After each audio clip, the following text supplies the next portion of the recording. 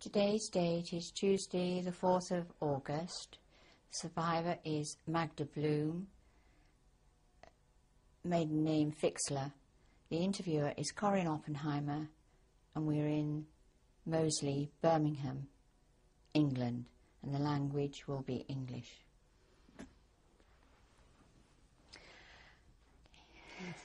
Good morning.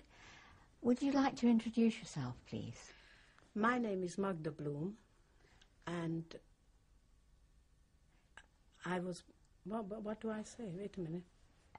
How do you spell? Oh, I see. How do you spell that? My name is spelled Magda Bloom, And my maiden name is Magda Fixler, and that is Magda Fixler. right. Do you have any other names? Well, my adopted name, yes, I have Hesselberg. When I was adopted here in England, I was called Magda Fixler Hesselberg. And how do you spell Hesselberg? Hesselberg. Right.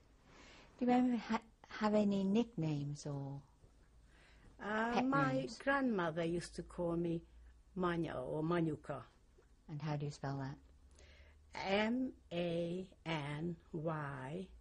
Manyuka. When were you born? I was born in 23rd of May, 1930.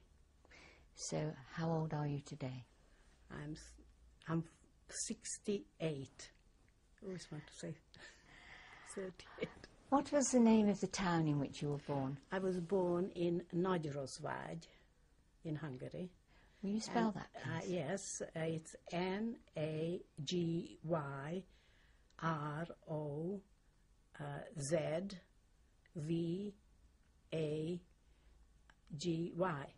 Right. Is that near any large city in Hungary?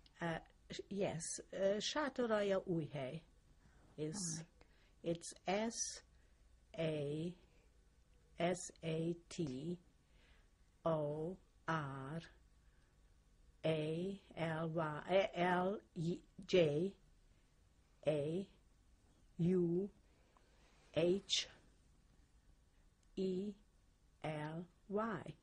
Thank you. Long name.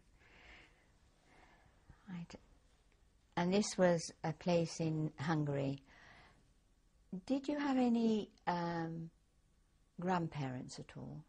I have had one grandmother. Yes. My mother's mother, and her name was... You want to know her name? Please. Her name was Citrom Malvin. Citrom, C-Z-I-R... No, C-Z-T-R-O-M. And Malvin is M-A-L-V-I-N. This was your mother's mother? That was my yes. mother's mother, yes. Do you know where they originated from, your grandparents, your mother's side? From Hungary, yes. Yes. And what languages did they speak? Spoke Hungarian. And do you remember them at all? I remember my grandmother very well. What was she like? She was lovely. I adored my grandmother. I loved her so much.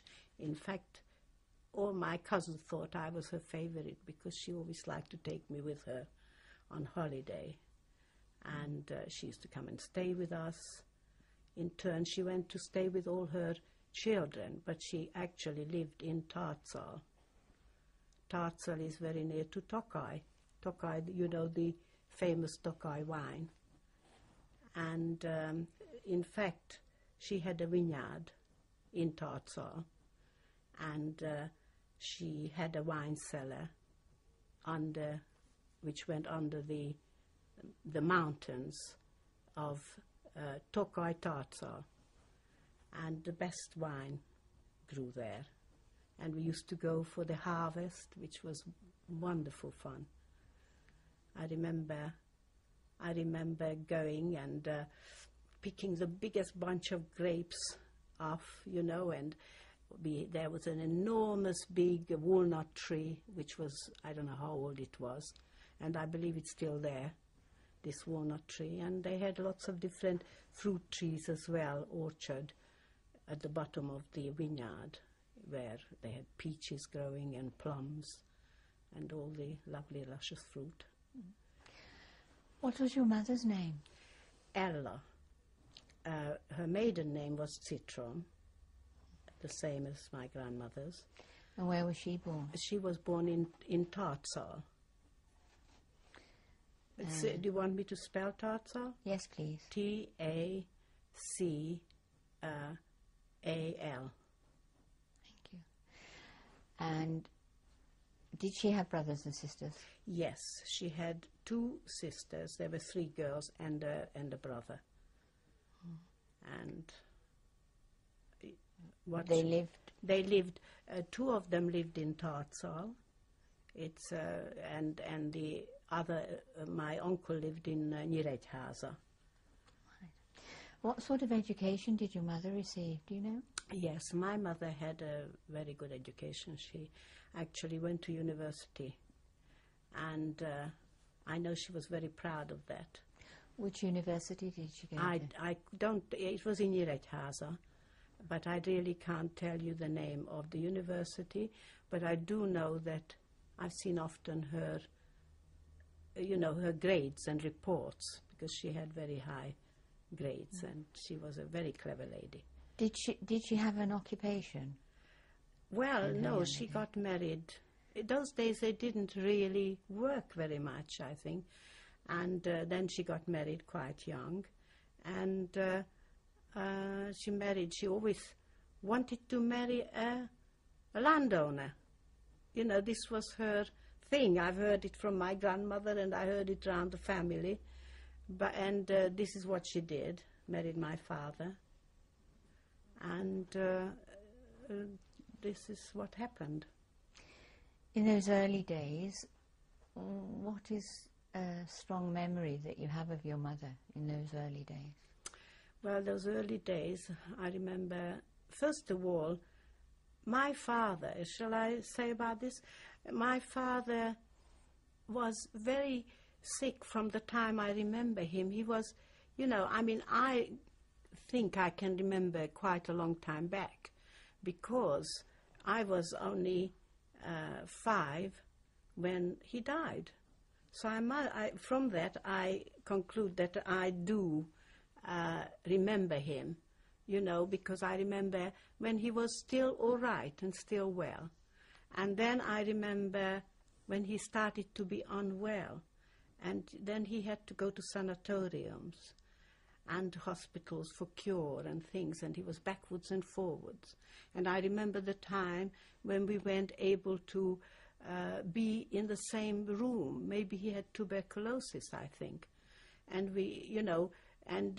those days it was a thing that they could not cure very easily.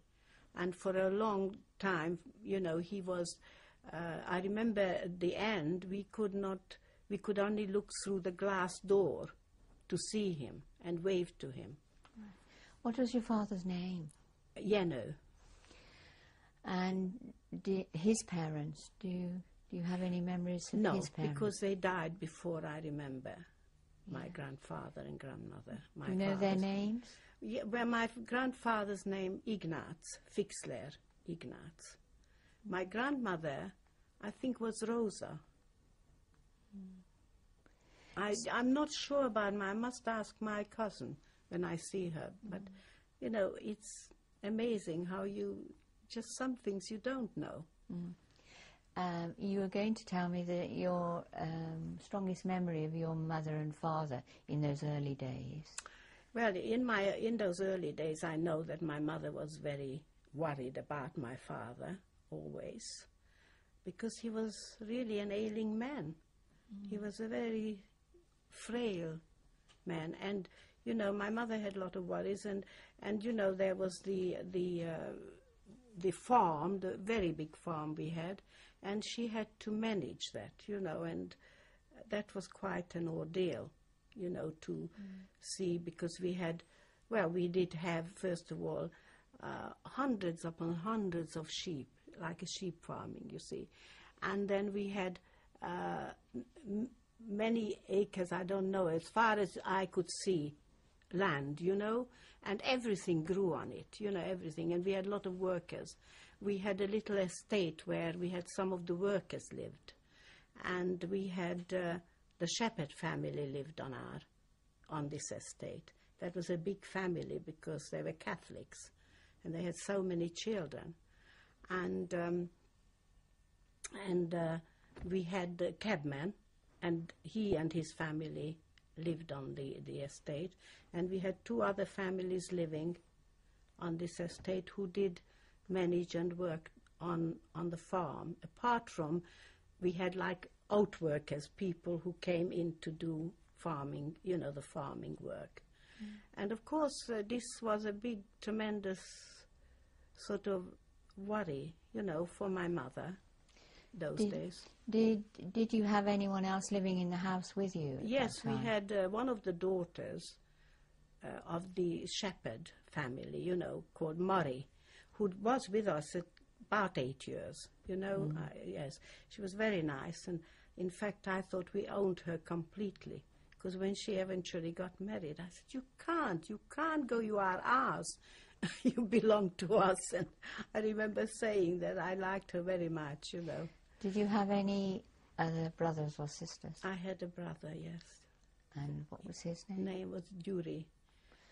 And George in English, you would say Yuri. When was he born? He was born, we had exactly 1 year and 5 days between us. So he was born in 31, and the 18th of May. 18th of May.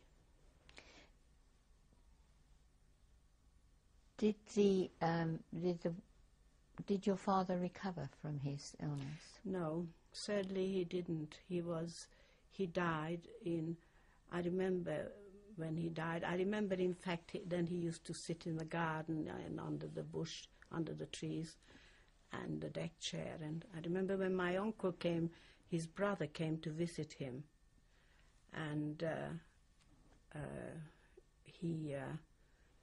I remember him coming and sitting with him outside in the shade, and I heard him say that I says, I know that I will not live very long.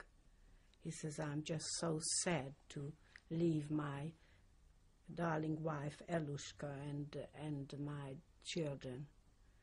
And he was crying. And I remember having lumps in my throat. And I remember going into the house and hiding, you know, and having a little bit of a cry of my own, you know. And I do remember, and I do also remember eventually when he died, yes, I do remember. What religion was practiced in your home? What religion? Oh, Jewish. Jewish. We weren't a very Orthodox family, but we kept, you know, all the traditional things. Did you attend synagogue? Yes, sometimes we did, yes. We went, you know, the high holy days, and, the synagogue wasn't very far from us, so we might have popped in even on Shabbat, you know. I can't remember if we did every Shabbat or anything like that, no. Did you go to a religion school at all? Yes, we went to Cheder, and we went regularly there. We went on Sundays, and I don't know, I think we even went in the after school sometimes, and we learned, and which I'm very grateful that they sent me, because I know really because of that, when you learn at that age, it's the most impressionable age, and you'll never forget it. And it's a wonderful thing that my parents had this foresight. Yes. Yes. So what year did your father die? My father died, I think, in 1935. 1935. because I know that my mother, I remember it was very, very sad. My grandmother came to stay with us, so my mother wasn't on her own. And a cousin of my mother also came to stay with us to help, you know. And I remember once, it's just something that I remember. We were in the big summer kitchen, and there was a postcard, and they read this up that my father sent it, that not to worry about him. He's very well, and he's in heaven, and he's looking down on us, and he will always love us. And I remember also at the time, I was so choked, you know, with this. And they probably between them, they thought they must do something. And I remember my brother was there and myself, and my mother and this cousin. And I think they did it just to sort of comfort us. Did you have any other relations living nearby? Yes, I had my cousin, my uncle Alex, which is Sándor, Uncle Sándor, and Aranka Néni, and Vera. They lived not very far away from us. Did you visit them often? Oh, yes, we were very close. How did you celebrate the Sabbath? Well, Friday, we did celebrate. For example, Friday, we had always, how did we celebrate the Sabbath? Always a lot of baking were going on, you know, and not because it was Sabbath, it's the weekend, you know. And also, we always had, I remember, for lunch Friday, either goose liver with mashed potatoes or gribbeners. You know what gribbeners? From goose, you know. This is and with meat, it's golden and crispy. And this was a dish that everybody loves in Hungary, you know. And we had that. And the evening we always had chicken soup and chicken. And sometimes we had a communal thing where they had cholent. You know what cholent is? And we had that with smoked goose, you know, put inside it. Very rich food, you know, but we had that. And we weren't a bigoted family. None of us, you know, we went religiously to that extent. But it was a nice feeling to, you know, to be Jewish somehow. And there wasn't anything special other than what I'm saying, you know. Did you have non-Jewish friends? Oh, yes, we had lots of non-Jewish friends. What age were you when you started school? I was 6 when I started school. And what type of school was that?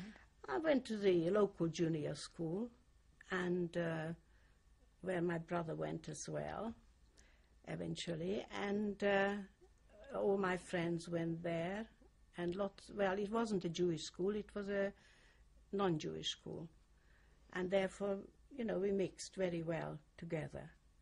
And after that, I went to the local high school, that, you know, which was there was a kindergarten, which I went to, the junior school, there was a high school, and there was, apart from that, there was a Catholic school also.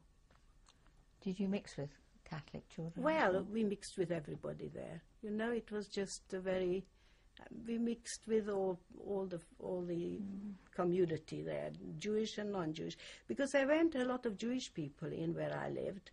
There were about 16 families, that's all.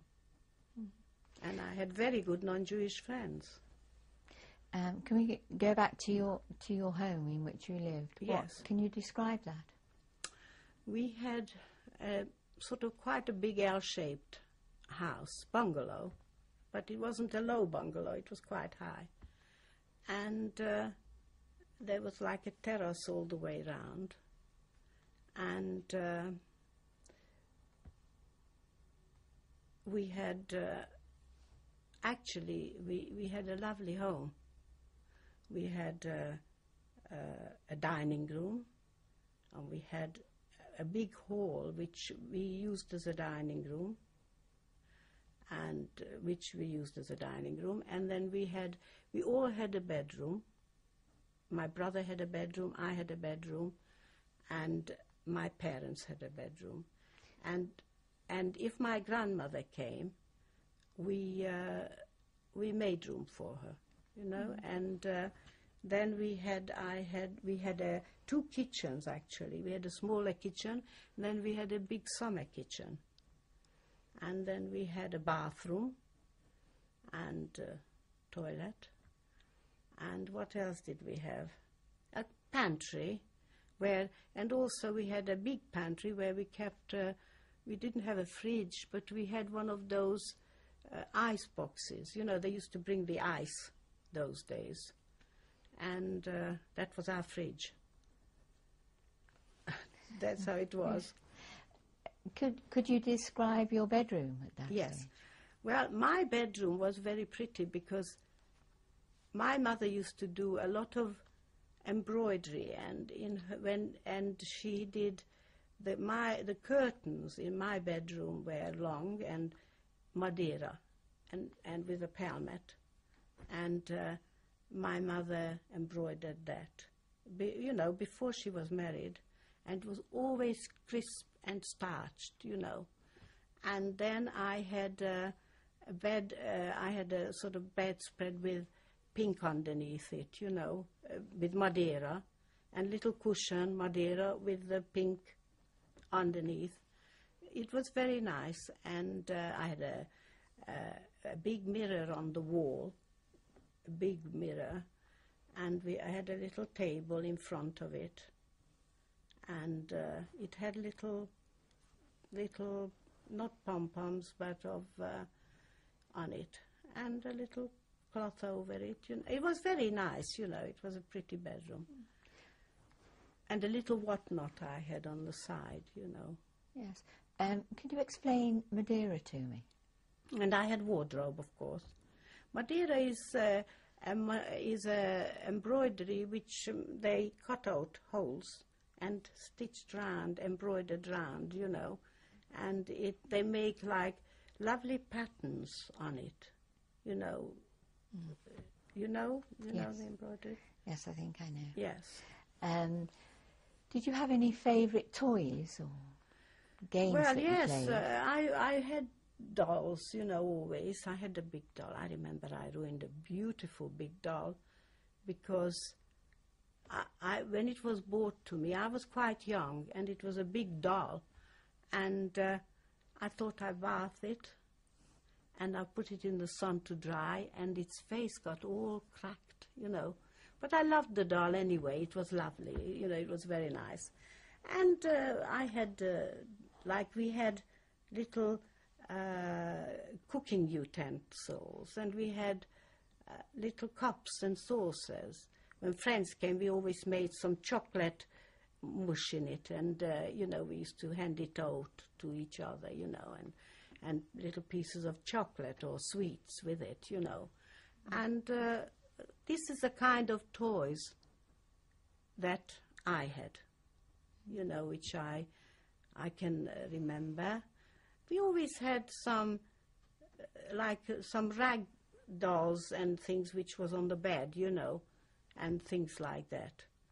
But that's a kind of the gist of the toys that I remember. And we had books, and we had cards, you know, which we liked to play rummy, you know, and things like that. Did you ever play cards, or what activities did you do in the evenings with the family? Can you recall any of those? Well, we had one of these record players. We used to play records, and we used to roll off the rugs, and we did a bit of dancing as well. And then we used to read or listen to the radio or you know, homework. And I don't know, it's sort of, we had some time. This is the sort of things we did, you know. in the evening.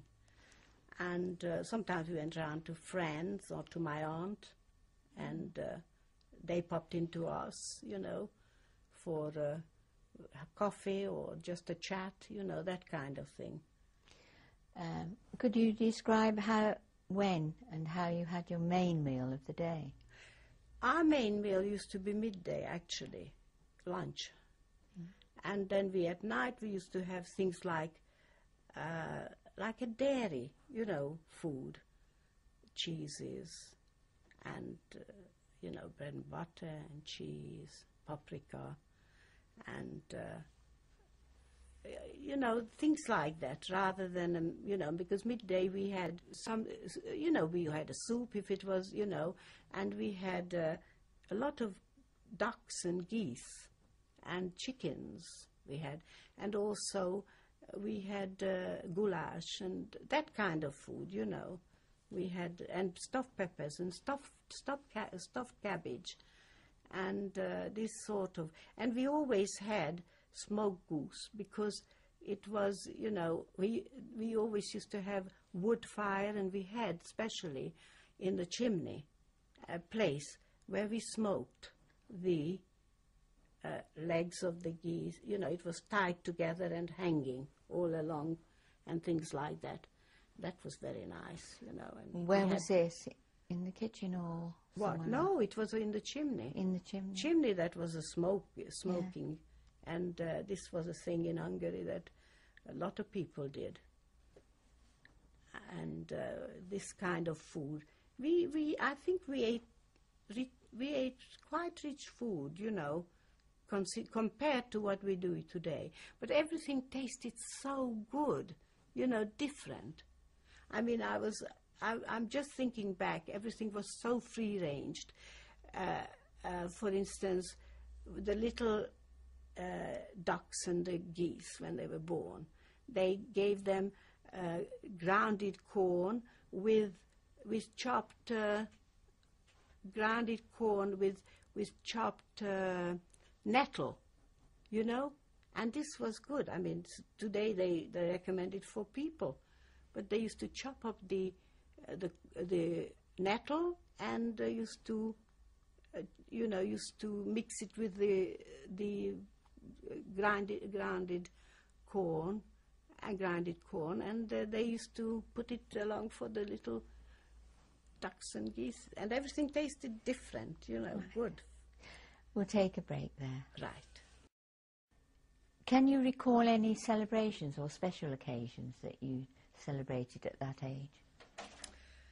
Well, we had the birthdays, you know. How did you celebrate your birthday? Well, we just had children, and we did the same thing with the, you know, we used to have a game with pretending, and when I was little, that is, you know, and we used to make little, well, my mother put lots of chocolates out and cakes, but we also used to like to do this cooking sessions, you know, and offer everybody something. And but when I got older, I remember it was a treat we used to go to a patisserie, and we were taken out, and we had some lovely cream cakes, you know, vanilla cream cakes and various different things like that with friends, and that sort of things. Celebration, well, we had Seder night, you know, which we had, or either we had it or we had it at my aunt's. And how many people came to the Seder? How many people? I don't know, I can't remember, but I could count them up. You know, there was not only my cousin and things, but also our friends, Edith and Eva and their family. So sometimes it was quite a big table full of people, so I can't tell you how many. Who would lead the Seder? My uncle, always. Because my father, my stepfather, he wasn't very religious, you know. He he was very nice. But it didn't mean much to him. But he came when he was at home. When did you gain a stepfather? My stepfather, my mother married. Oh, that was sort of, he used to come and he used to visit my mother because he was he wasn't married. He was 1 year younger than my mother. And they were young people, really, in the 30s, you know. And my father used to come, and my stepfather, would-be stepfather, used to bring us lots of chocolates. The table was full of, we loved this part of it. But in a way, I was a little bit jealous, I must admit. I felt, I felt sort of an intrusion into our family, you know. And at the time, I was very much that I have only one father, you know. But then it went on, and he visited and so forth. And then they got married about a year later. I think it must have been, I have got the date. They got married in, I think a year later, just a year later my father died. Because my mother needed some help, you know, and they introduced them, you know, so, but he was very nice. Very handsome man. What was his name? Lövi Gyula. And he was in partnership with his brother, Uncle Lajos. And they had a mill, a flour mill. But anyway, he married my mother, and he came to live with us. And my mother said, I will tell you when you can call him Daddy. And she did. And I was pretending to be very pleased, but on the quiet, I don't think I was so pleased, you know. But, it was one of those things that I could do nothing about. And, but then I got to like him very much because he was a very kind, very good man. And my mother they were so in love, you know, you could tell that they loved each other very much. And he was very kind and good to us, and he sort of accepted us as his children. You know, when they said that are they going to have any more children? He says, I've got 2 children already. And the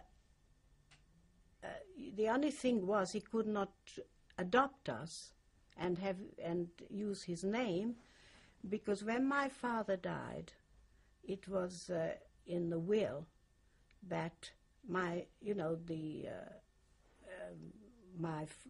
everything we owned, my father owned, was my mother's, but if she marries, she can live there and have the, what do you call it?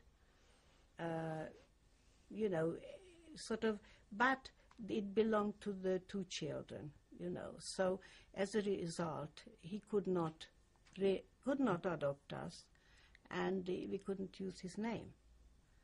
But,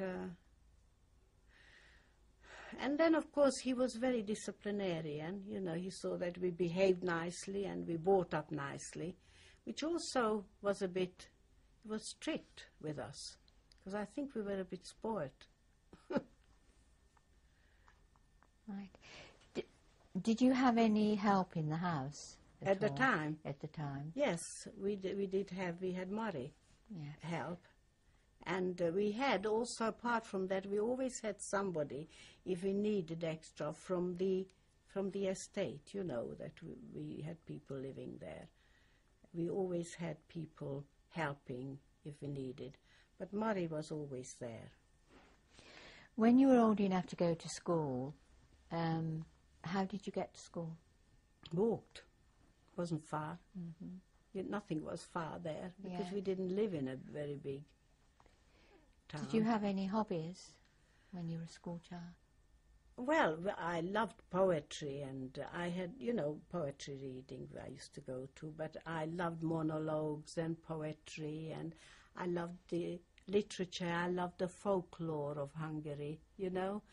I was a very patriotic girl, you know, little girl, and I loved all those sort of things, you know, and also, you know, I used to always be involved in something. You know, I was always in the school plays and end-of-season plays, and also I was also loved to do, you know, sort of, if we had a circus in town, I straight away wanted to, you know, organize a circus.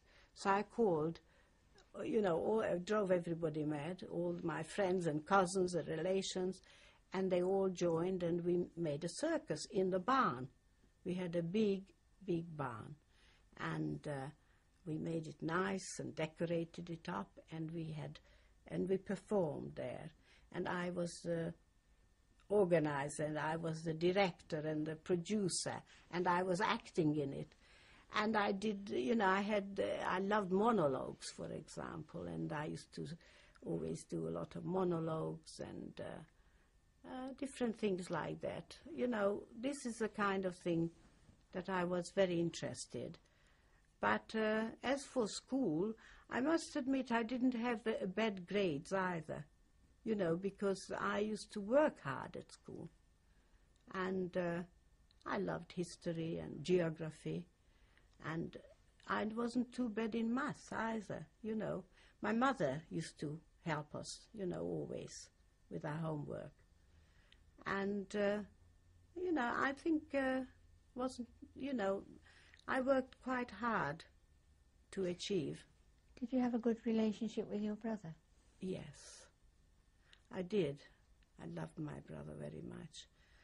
Sometimes we had a little fight or chase, you know, and sort of thing, but I loved him very much. I loved him really very, very much.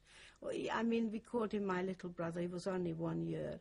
But he was not a very strong child, although I said he loved to muck out the horses and things like that, because he liked that sort of thing. But, you know, he was, you know, he was a darling little boy. He was fair and brown eyes, and he was such a good little boy, you know, really. And he had to work very hard. And apart from school, I know he had Latin lesson from the Catholic teacher, one of the teachers there, and because he eventually wanted to, well, you know, he wanted to go to gymnasium, but you know, he was learning right along the way, so he was prepared, you know. So he was also a very bright little boy. He was a clever little boy. In school, did you have any ambitions at that time? Well, ambitions, I don't know whether I had. I just always wanted to be something to do with the theatre. I always wanted to do, possibly, you know, I had these big ideas.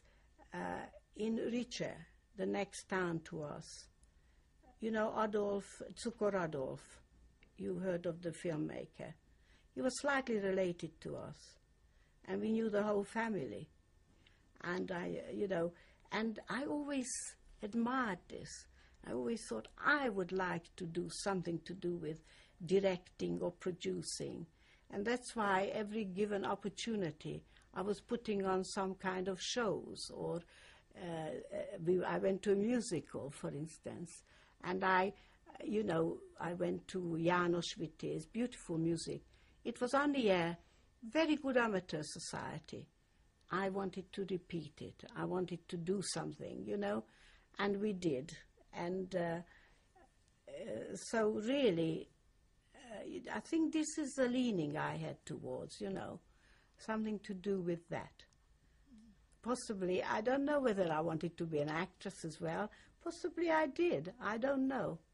You don't know these things. I loved always to act and to monologues and dancing, you know, that kind of thing. So this is what I had in mind.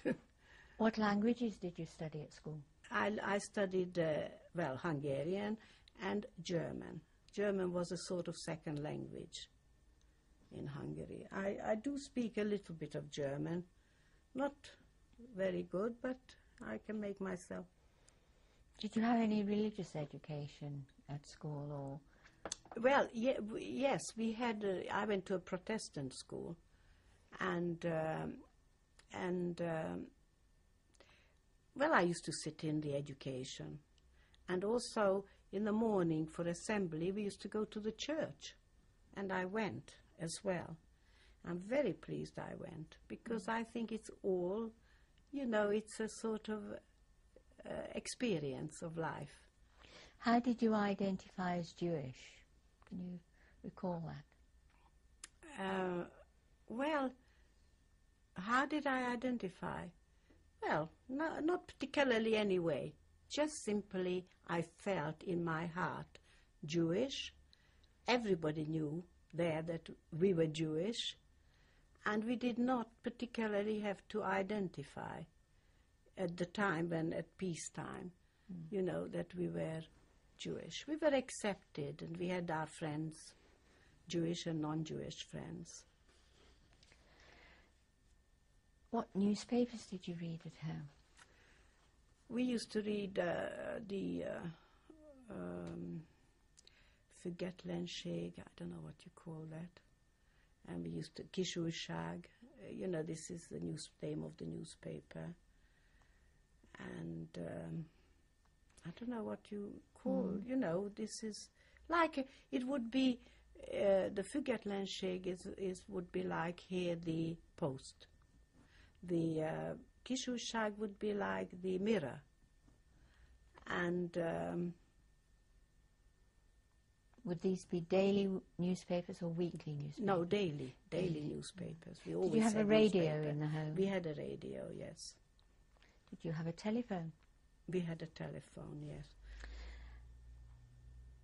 Did your family belong to There weren't many telephones, by the way, yeah. but we had one. Yes. Did your family in any way belong to clubs or associations?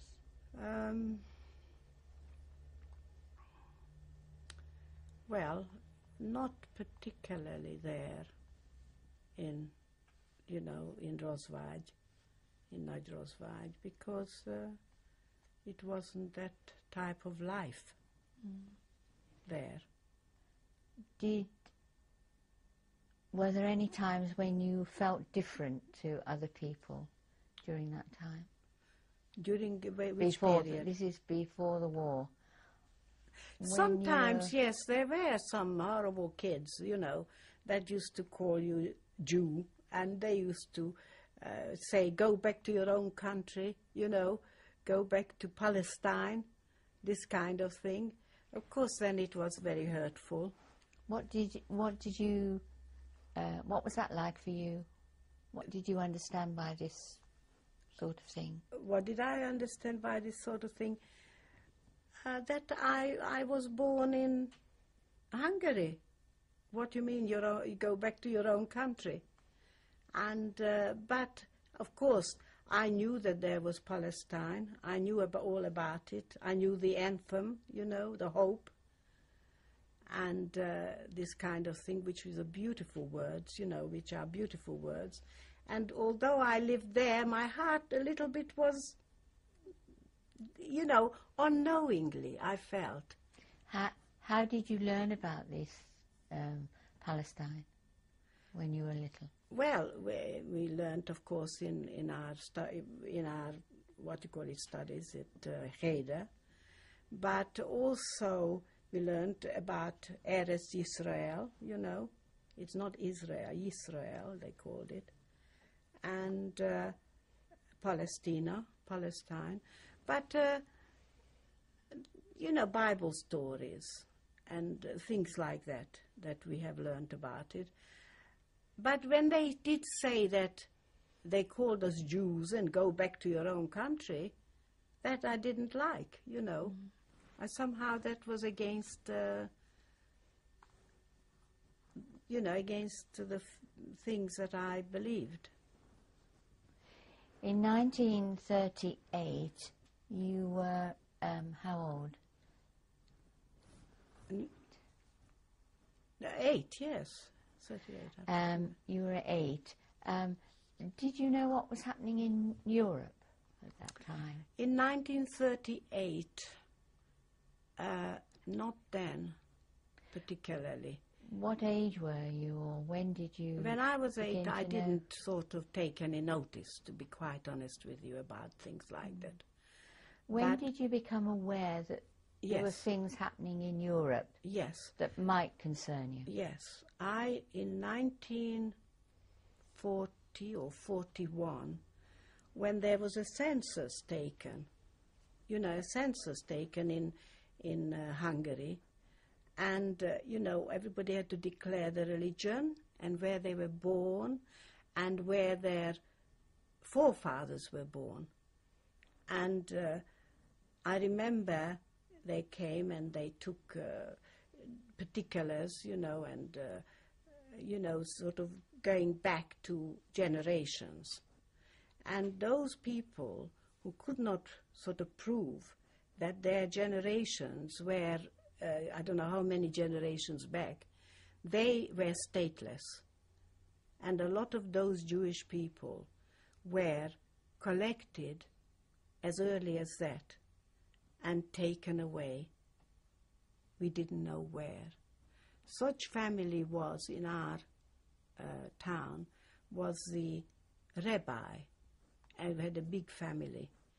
And he was a very religious, pious man. And they were taken away, and we were very upset because we knew the family, and they were taken suddenly away. And I don't think anybody else from our little town was taken away, but they were taken away. And then we always wondered, where did these people disappear? We don't know where they are. And my friend's Edith's father used to be a traveler and used to go, and then he came back saying that there are internee camps at various parts of Hungary, and one is near us in Richa. It was a hush-hush thing where, and this was in a army barrack. They were all lots of hundreds and hundreds of families there, and we didn't know where at the time because it was kept so quiet. Anyway, eventually I know that somebody asked permission if we could take to visit these people or to take food to them, and it was allowed to take food to them. And I remember we used to take from the farm truckloads of various different kind of food in, such as butter, cheeses, potato, flour, this kind of things, and some bread and things, this kind of thing, to take to them. Did you know who were in these intern camps? All these people were the people that could not prove generations back that they were Hungarian, born Hungarian. Yeah. And these so are the they people. Weren't necessarily Jews? They were all Jews. Oh, only Jewish people were censored. Nobody else. Only Jewish people. And these Jewish people there were many of these internee camps, and they were eventually taken to Galicia and then to the camps. Very early they were. Yes. And who allowed you? Do you know the authority that allowed you to take the food to the camps?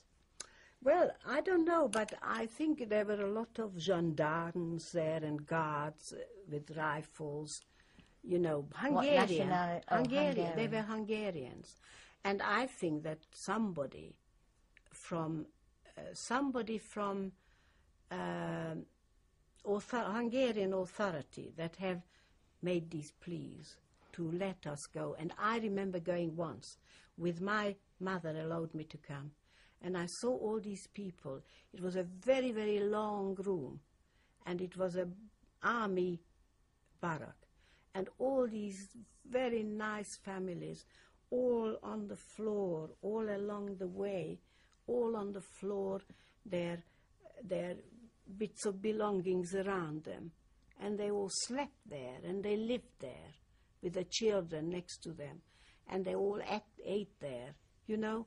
And this was their life for a while there, while they were, this was like a collective area there. Did you know what was happening in Europe at that time? At that time... Did you know a war had started? Yeah, well, yes, we had to have the windows, you know, shaded. You know, we had to have the blackout shades. This was in 1941? I think it was 1941.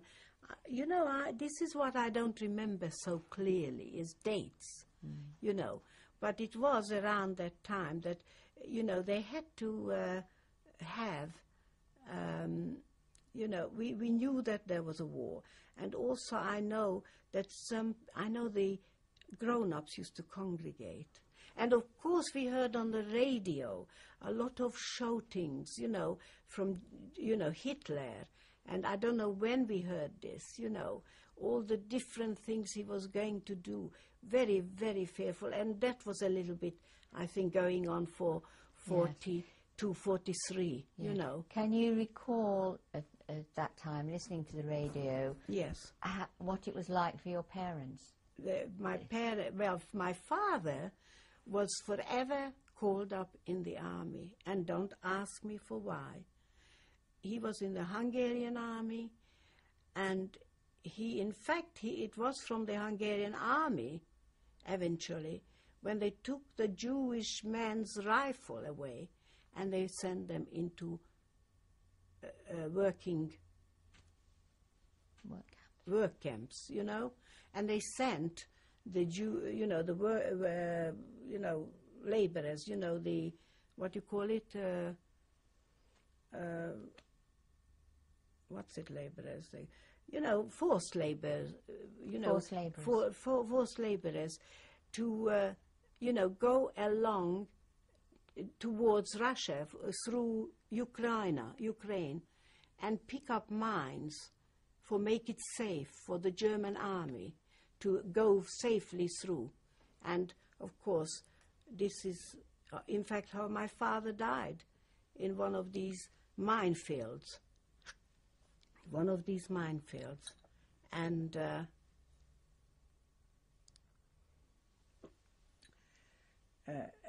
you know, eventually we did have a letter from the Red Cross to say that my father, first they wrote to us that my father was missing.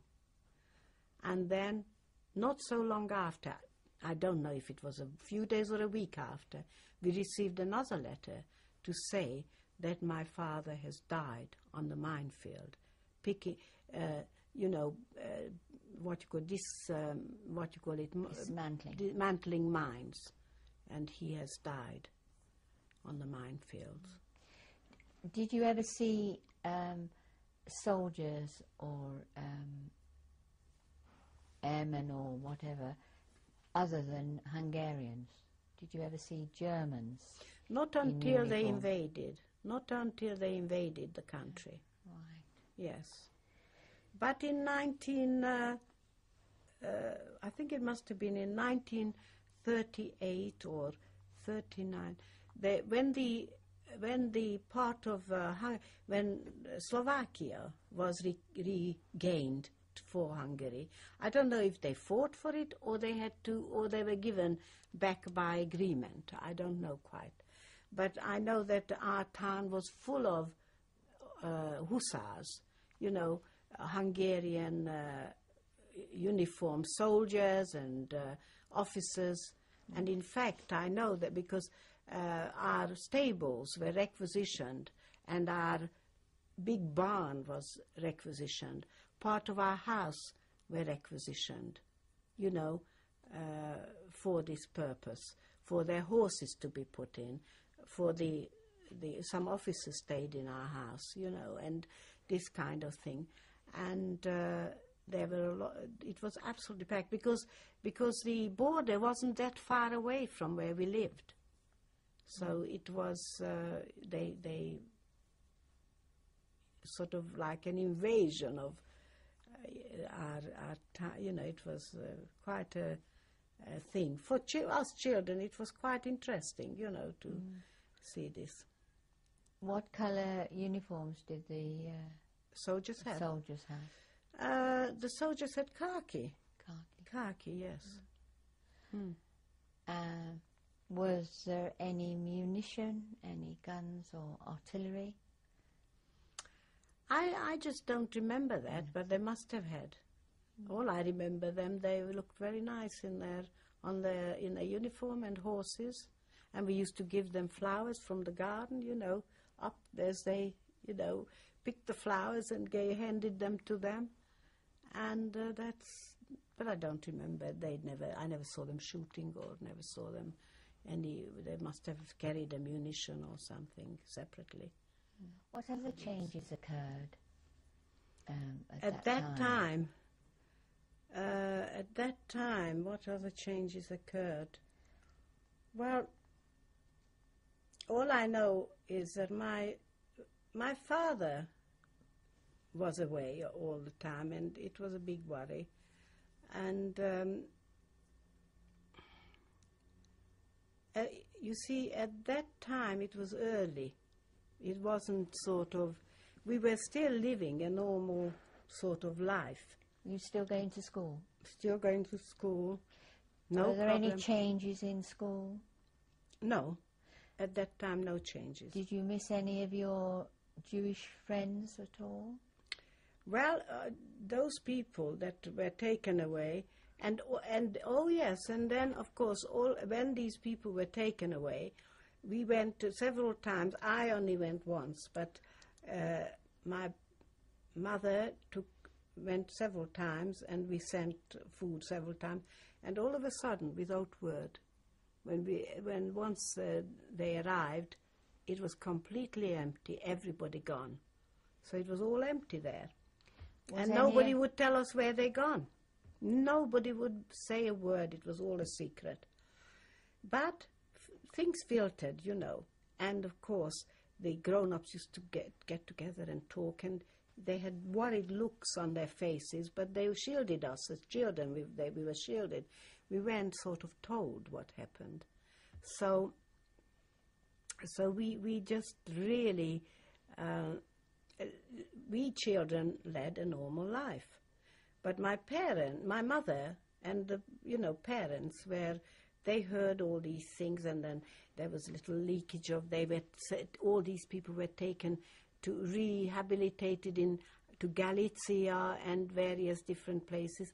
At the time, we did not know that there were Auschwitz or any concentration camps. Really, not that I remember.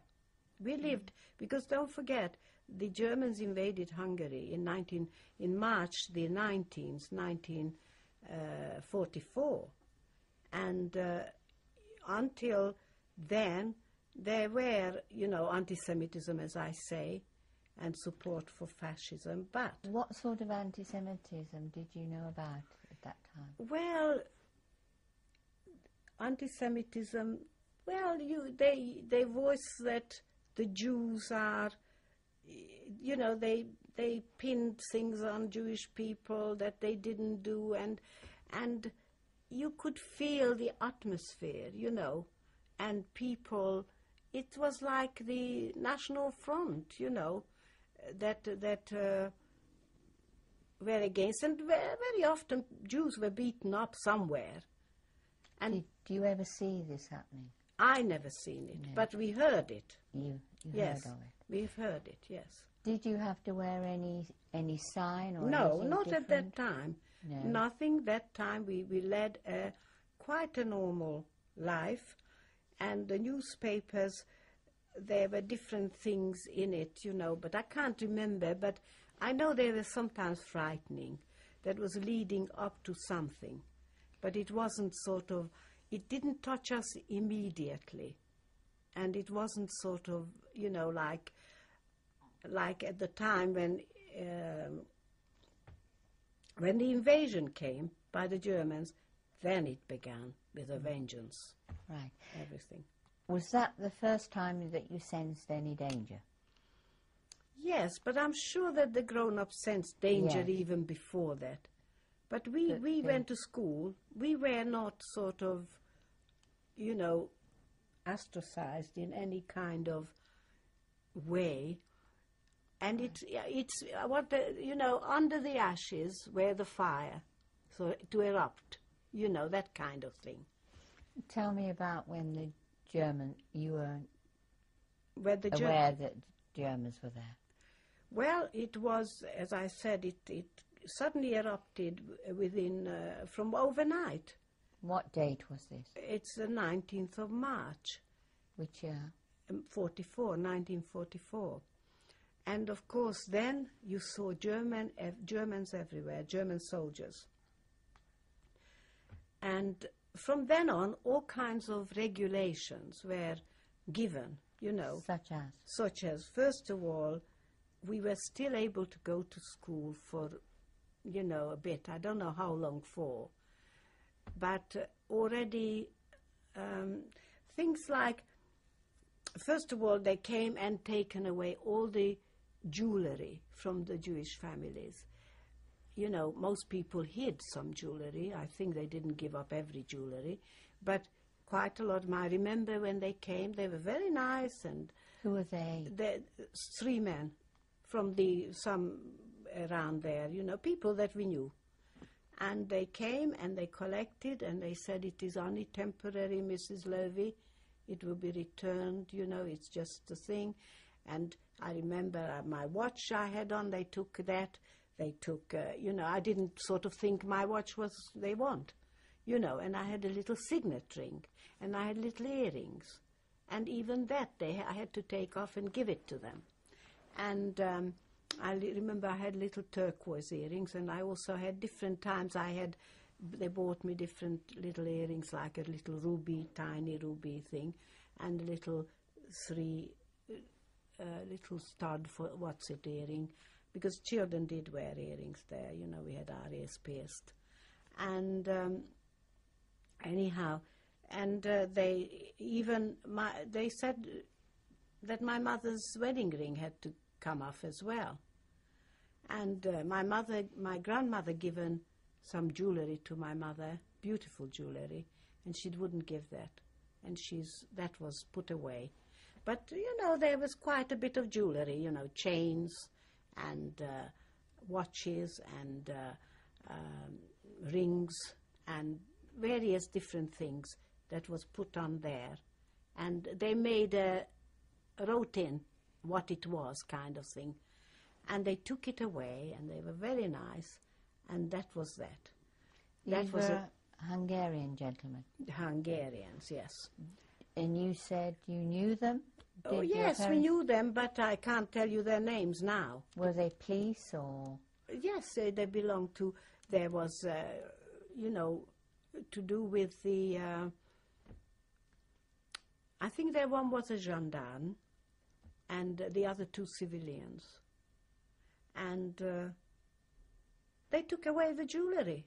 I really can't tell you. I was there. I've seen it, but I just don't remember. There were 2 civilians and a gendarme with the thing, with the feathers, and they were quite fearful. Those gendarmes, you know, everybody feared them. And then there were the police, but this was a gendarme, and they went to all the Jewish houses, and they took away a lot of jewelry and valuables, you know, silver things. If they saw anything, you know, we had to give up. That was one.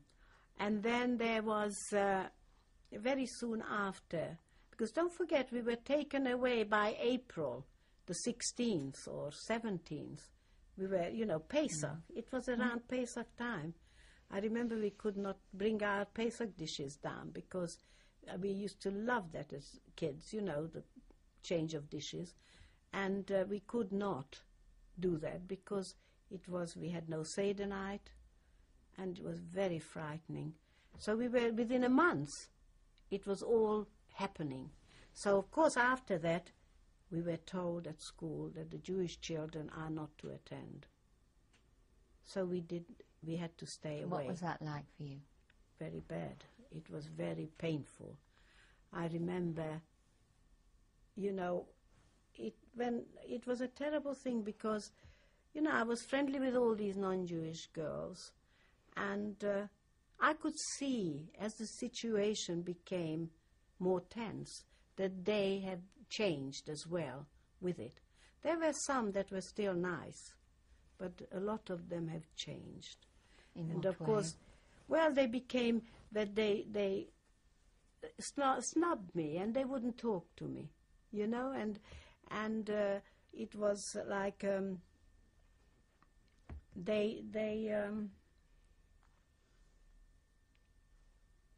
I got very upset and very angry as well, I remember. I felt anger about that. And of course, we were not able to go. The few Jewish children weren't allowed to go to school, so we stayed at home. But at that time, then the Yellow Star came. They said, in front of our house, we have to have a large yellow star by the door. All the Jewish homes had to have that. Then we had to have the yellow star. Did they provide those? I think we all had given some material, and it had to be cut out. They did not provide. We ourselves had to cut it out and put it together and stitch it on. It was announced all the outer garments had to have, you know, yellow star on. And we were not allowed to go out of our house, step out without it. And it was very, very strict. Then they came and took away the radios. Then there were placards and notices everywhere. If anyone shielded or helped Jewish people, their fate would be exactly the same as the Jews.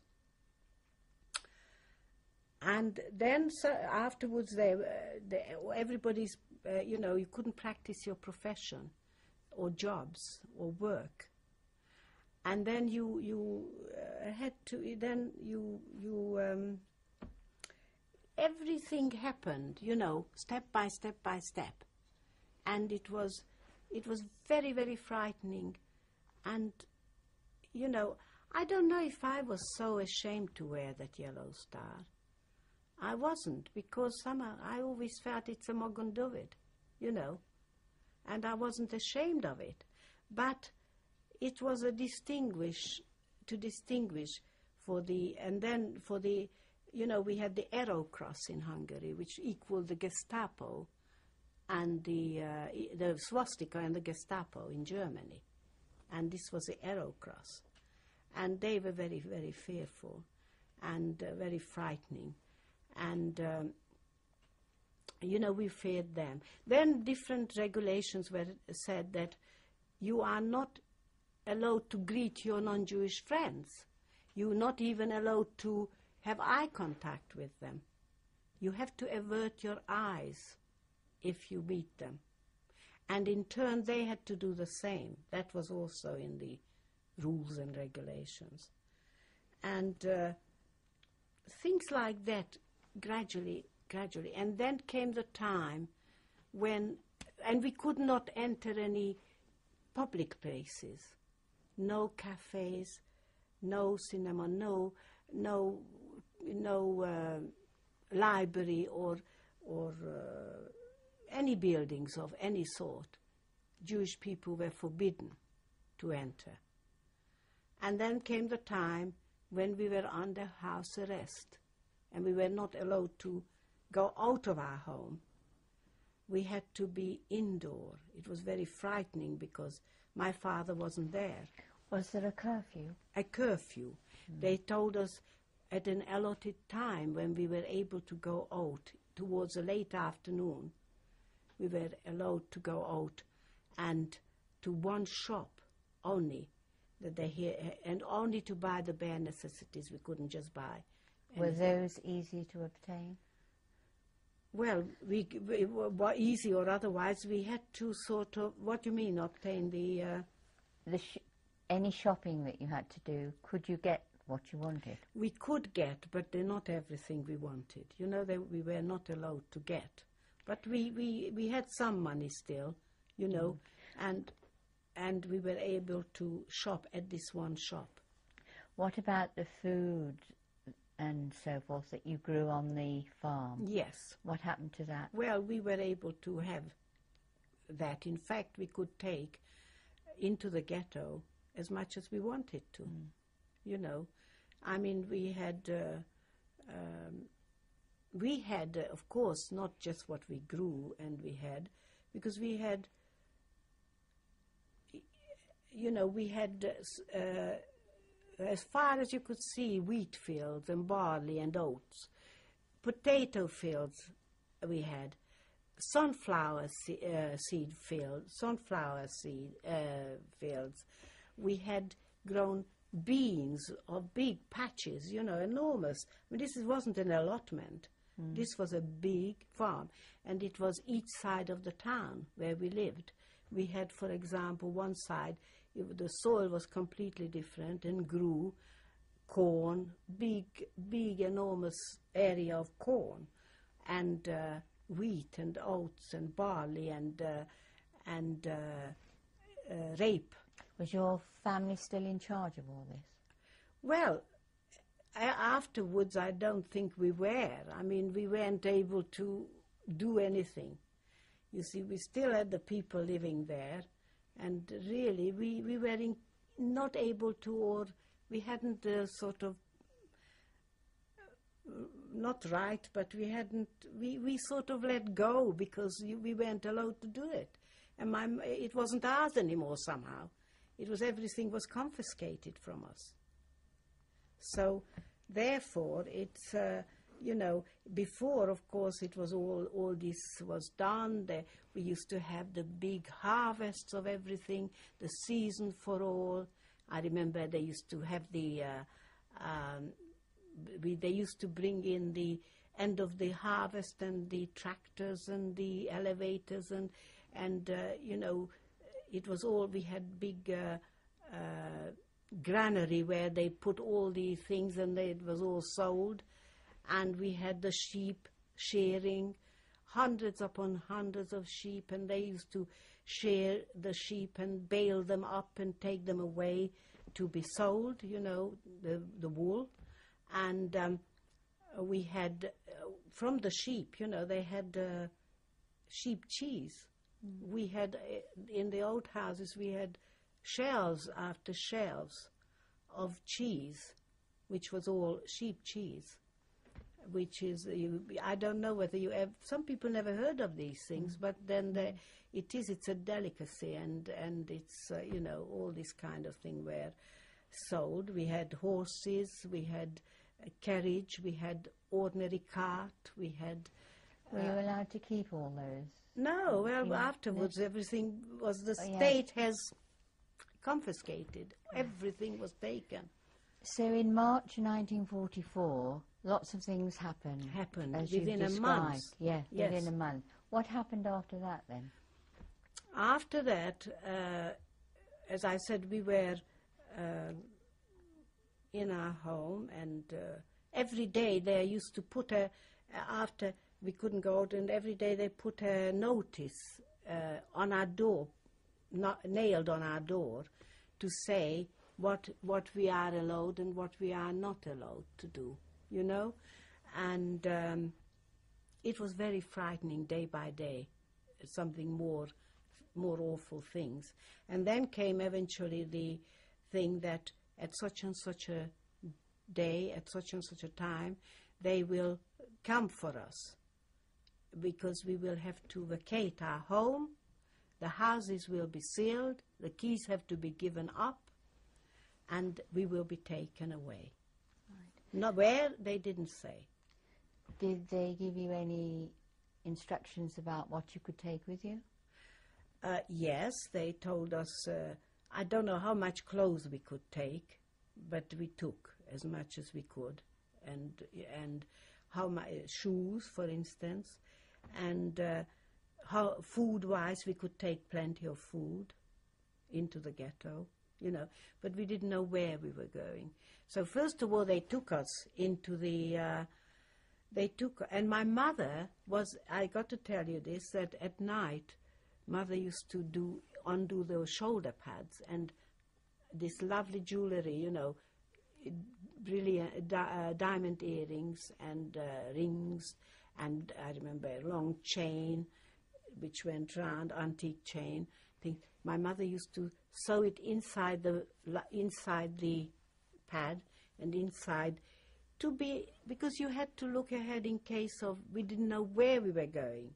You might have to buy a life, your child's life, or maybe a food, or maybe a drink of water for your survival. Do you think that your mother knew that by sewing this she would be able to perhaps save a life? Save yes. a life.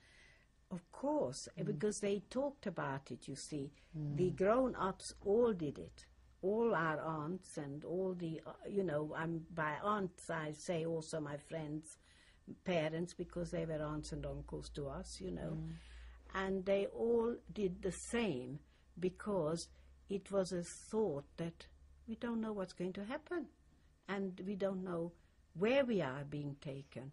So we must have something, you know, so we never ever thought that we would be murdered and killed and the clothes were taken of us or anything. So anyhow, this is what my mother did, I remember, with great fear in her heart and face. She was so frightened. And then they took us, as I said, they took everything away. What time of day did they take you? What time of the day? I don't remember what time of the day. I think it was morning. And they took us to, yes, it was morning. They took us to the local school, not to the synagogue there. But of course, before that, I tell you what else happened there. They collected literature, Jewish literature, Siddurim, and different things. And these skinheads and arrow cross. And a lot of these people, they were very anti-Semitic. They mockingly burned them all in the street. And then they also desecrated the graves, the cemeteries. And they looted the synagogue. And a lot of the synagogues they burnt as well. You know, they didn't burn at the time that synagogue, but we know that a lot of synagogues were burnt.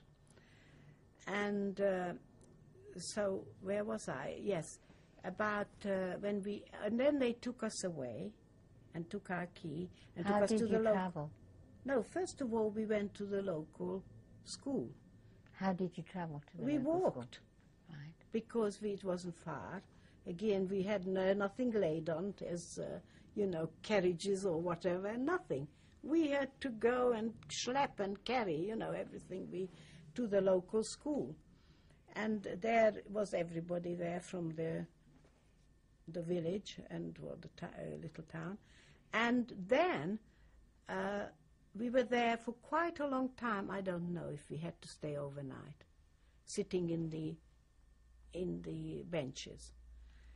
And I think all the schools closed down that time, it seemed. Yes, they closed the schools. Who in your family went with you on that journey? Just my brother and my mother, my brother and myself. And my aunt, Vera and my uncle. And all our friends were there, Where was your father at this time? My father already was dead in the picking mines, if I remember. We already received this notification from the Red Cross that he died. And then we were there for a while, and then we had somebody from the office of the town office came to say that because my father, I don't know if I ever said it before, my father was sent, and he did some kind of a tremendous,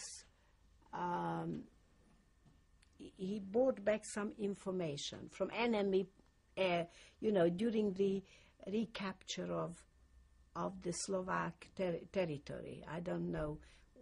I know where it was. He was in Hološ. This was a place called. But don't ask me, I don't know. He was sent there to bring back some kind of a secret something that he had to. And it was a most dangerous thing, it appears. And he in fact, he brought it back, and as a result, they knew about something they wanted to know. And he had to be on his, slide across his stomach all night. Took him all night to get back. And as a result, he was given some distinguished medal. And he was very highly rated for that. He was recognized as a brave, person, a brave and patriotic person. Anyhow, so because of that, they came to the school where we were, and they said, Mrs. Lowy and the children, will you please come with us? And they explained to us that we can stay at home because my father had this distinguished record. So we went back home. They opened up. There was a seal across, I remember. They took it off, and they let us back in our home. And we were there, and we were quite frightened. Nobody came near us after that. No neighbors, nobody. Everybody were afraid, I suppose, to do anything. And we were. I don't even know if they took us back home. But all I know is that I ventured in the garden, and then I went a little further and looked out into the street, and it was like a dead little town. And really, the Jewish people made the life there. We were the intelligentsia, that was, otherwise, there were very wealthy landowners living there, a lot of very wealthy non-Jewish landowners as well. But somehow we made a life in that village. So anyway, so I'm just saying that we were back there and we didn't know what to do. We were like fish out of water and frightened and didn't know what's going to happen.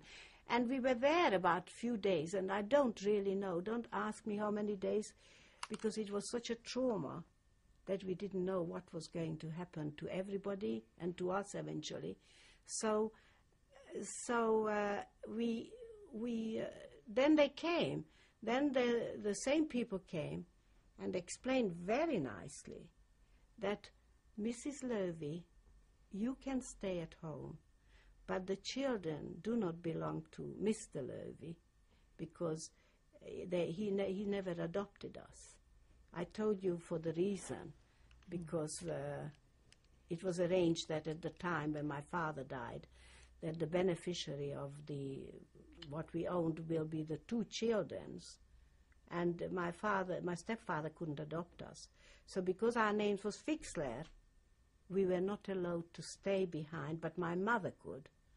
So my mother said, you don't expect me to let my children go, and I should be here, and not knowing what is happening to my children. He said, I'm very sorry, I have to go with them. And with that, together, everything that we brought back with us, everything went back with us. But this time they didn't take us to the school. They took us straight away in a cart into Sátoralja Újhely, to the Munkácsi Utca, Munkácsi Street. This was a Jewish area where the synagogue was and the ghetto was. And the ghetto was absolutely packed from all over the place, all over many, many towns and villages and shtetls, and hamlets, and everywhere people were gathered into this ghetto. And the ghetto was barricaded with high wooden fencing and observatory towers all around us. So there was no escape whatsoever. And really, I wanted to say to you also that when this, thing became that the Germans arrived, it was fearful because we had no escape at all.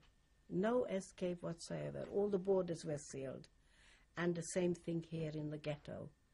It was all barricaded and sealed off, and observatory towers. As I said, there have been, this ghetto was crammed with I don't know, from about 30 different places. So it was really full up. And it was, the conditions were atrocious, really terrible there. First of all, when we arrived, we were very exhausted, really, from worry and not knowing what is to happen. We arrived and they put us into this big synagogue. And the synagogue was full of people, and people sleeping around the bimah and on the steps all over the place. And all I wanted to do, I remember, I was so tired that I thought I just want to lie down somewhere because I was so tired. And we stayed in this synagogue for a while, and then they took us, the three of us, my mother, my brother, and myself. They took us into a room which was absolutely chock-a-block already. Must have been not a big room, a small room, 40, 50 people there, all on the floor. Reminded me the time when we went to visit the internee camp in Riche.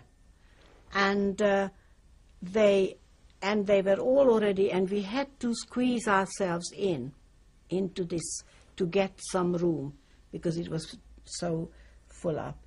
And it was very, very, no privacy, well, it's without saying, no privacy there.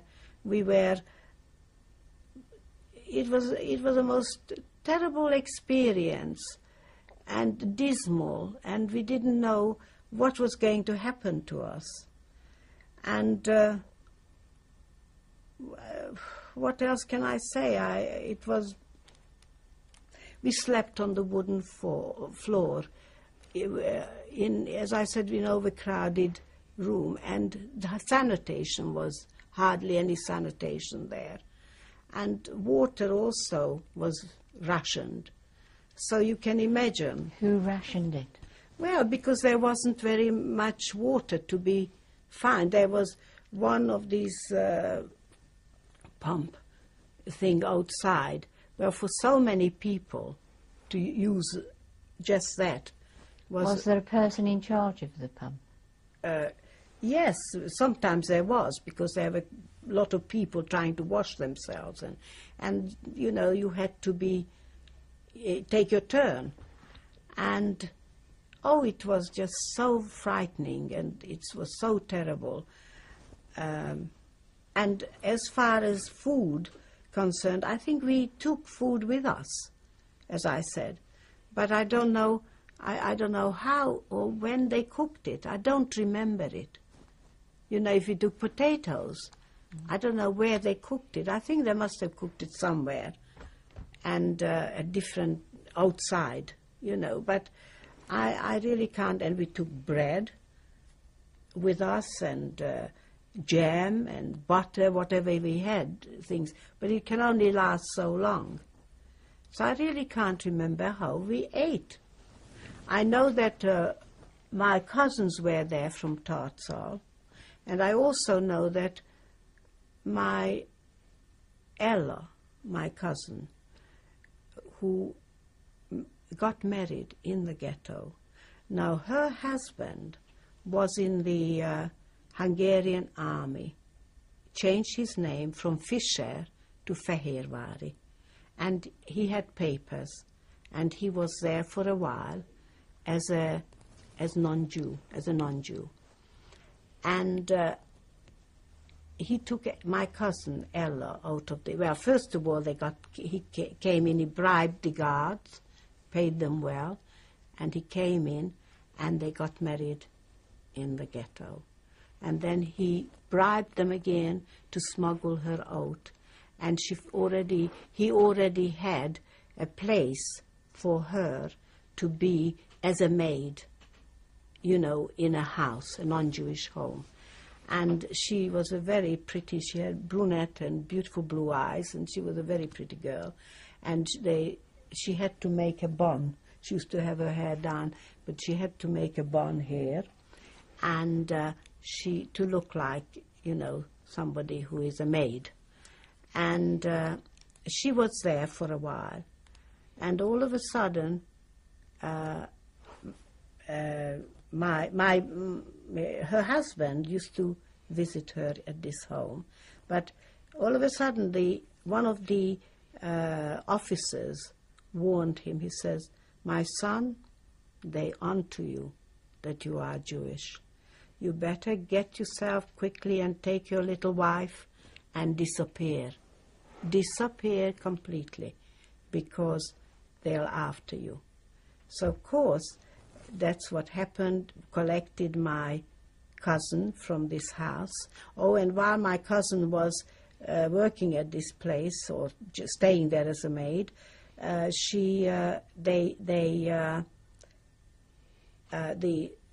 Arrow Cross came and gendarme to ring the doorbell. She comes to the door, and they said, "We are just going round to see, are there any Jews hidden in this house?" So she nearly fainted there, but pretended, she says, "Jews? No, not here," she says. And anyway, by the time she closed the door, she says that if you hear of anywhere, please notify us. So, of course, she said, "I certainly will."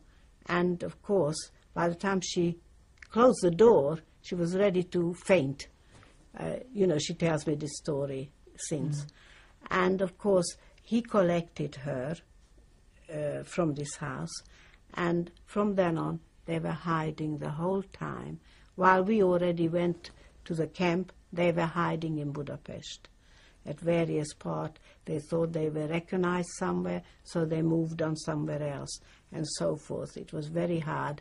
My cousin's husband, at one point, he was working, the story was told to me, working in a gypsy camp to hide himself with gypsies.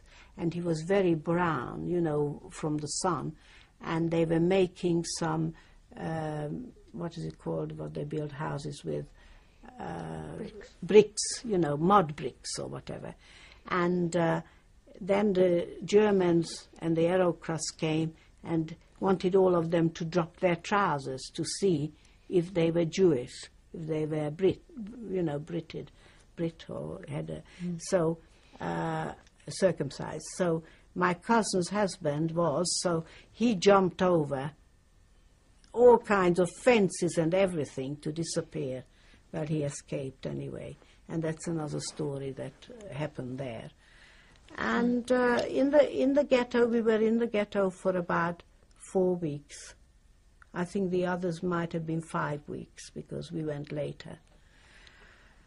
And it was just a terrible time there because, already I had plaits, and already my plaits had to be cut because they were telling us that you have to have your hair such and such length because of lice, It was inevitable to happen because you lived in such close proximity with others. So, this is the sort of thing. And we lived in fear there every day of our lives because we didn't know what was to become of us, what was going to happen. Was there anyone in charge? Not that I remember. I don't remember any of that because it was such a bedlam, sort of everybody sitting and laying and sleeping on the floor. And yes, you could go out into the courtyard there and mingle and see people. How was the ghetto organised? what prevented you getting out of the ghetto? Oh, because, as I said, it was boarded up. It was had observatory towers all around, and the guards were in it. Guards armed? Pardon? Did the guards? Oh yes, they were armed. Yes, they were armed, and I think they were Red Crossmen and gendarmes and that. Hungarians, yes. These were Hungarians. And, I mean, you know, we did see people and our friends there, but it's nothing sort of happened there, you know, because we were all, there were children, there were all, every kind of people. Could you estimate how many people approximately were there? In that ghetto, about thousands, I don't know, many thousands. How many streets did it take up? Well, quite a lot of streets. I never ventured away, quite honestly, to explore this place at all. Did your brother ever leave you and your mother? No, we didn't. We were afraid. Do you remember any conversations? Did your mother talk to anyone? Well, I don't particularly because, well, the grown-ups talked about different things like, you know, they didn't know what will become of us and what is the next thing and can it be any worse than this? And I think what was happening is that the food was shared, you know. What food people had, they shared it and we shared it with different whatever. But I know that we had, people kept certain medication and things that we had in our possession. We didn't know what will happen, where we're going. So there were some mentholated in bottles of mentholated spirit or something, and some lump sugars. And they kept that in case of emergencies, you know, to wherever if anybody faint. And it was a good thing that they did, because when we got into the cattle trucks, you know. What was the night time like? Well, dismal, very dismal. Was there any light? Any very gas dark, light or no, electricity? very dark and dismal, and people went to bed, to sleep early, you know, early, very, very early. Can you recall anyone Oh, praying? yes, and there was a barber there, and we had our hair cut, and I remember they clipped my brother's hair off because probably he also had lice, I don't know, you know, because this is what happened there. And what did you ask? Was there any religion? Yes, of course there was. There were a lot of very religious people around there, you know, and they used to say the prayers and face to east, you know, wherever. And they used to make a minyan, and they used to pray, and that kind of thing, yes. Did the ghetto have any visitors? No, not for us. I don't remember anything like that. Were there any rules that you had to obey in the ghetto? Well, sometimes we weren't allowed to go out, which was a curfew. So we were not allowed to leave the rooms, the house. What age were you in the ghetto? What age was I in the ghetto? Well, I was 14. 14, yes. Did you have any books with you? No. No, we didn't. What sort of things did you do to while away the time? While away the time, ambling, and I don't know, I just can't tell you, because I tell you, this part of it was such a transition, you know, and it was such a fear that I think I remember possibly more afterwards. This ghetto thing was such a frightening thing, you know, I remember. We were so afraid there, and that really, it was just, I know I saw my aunts there, yes, we used to be able to go over to where they were, and my cousin, one of my cousins, who also could have left, you know, with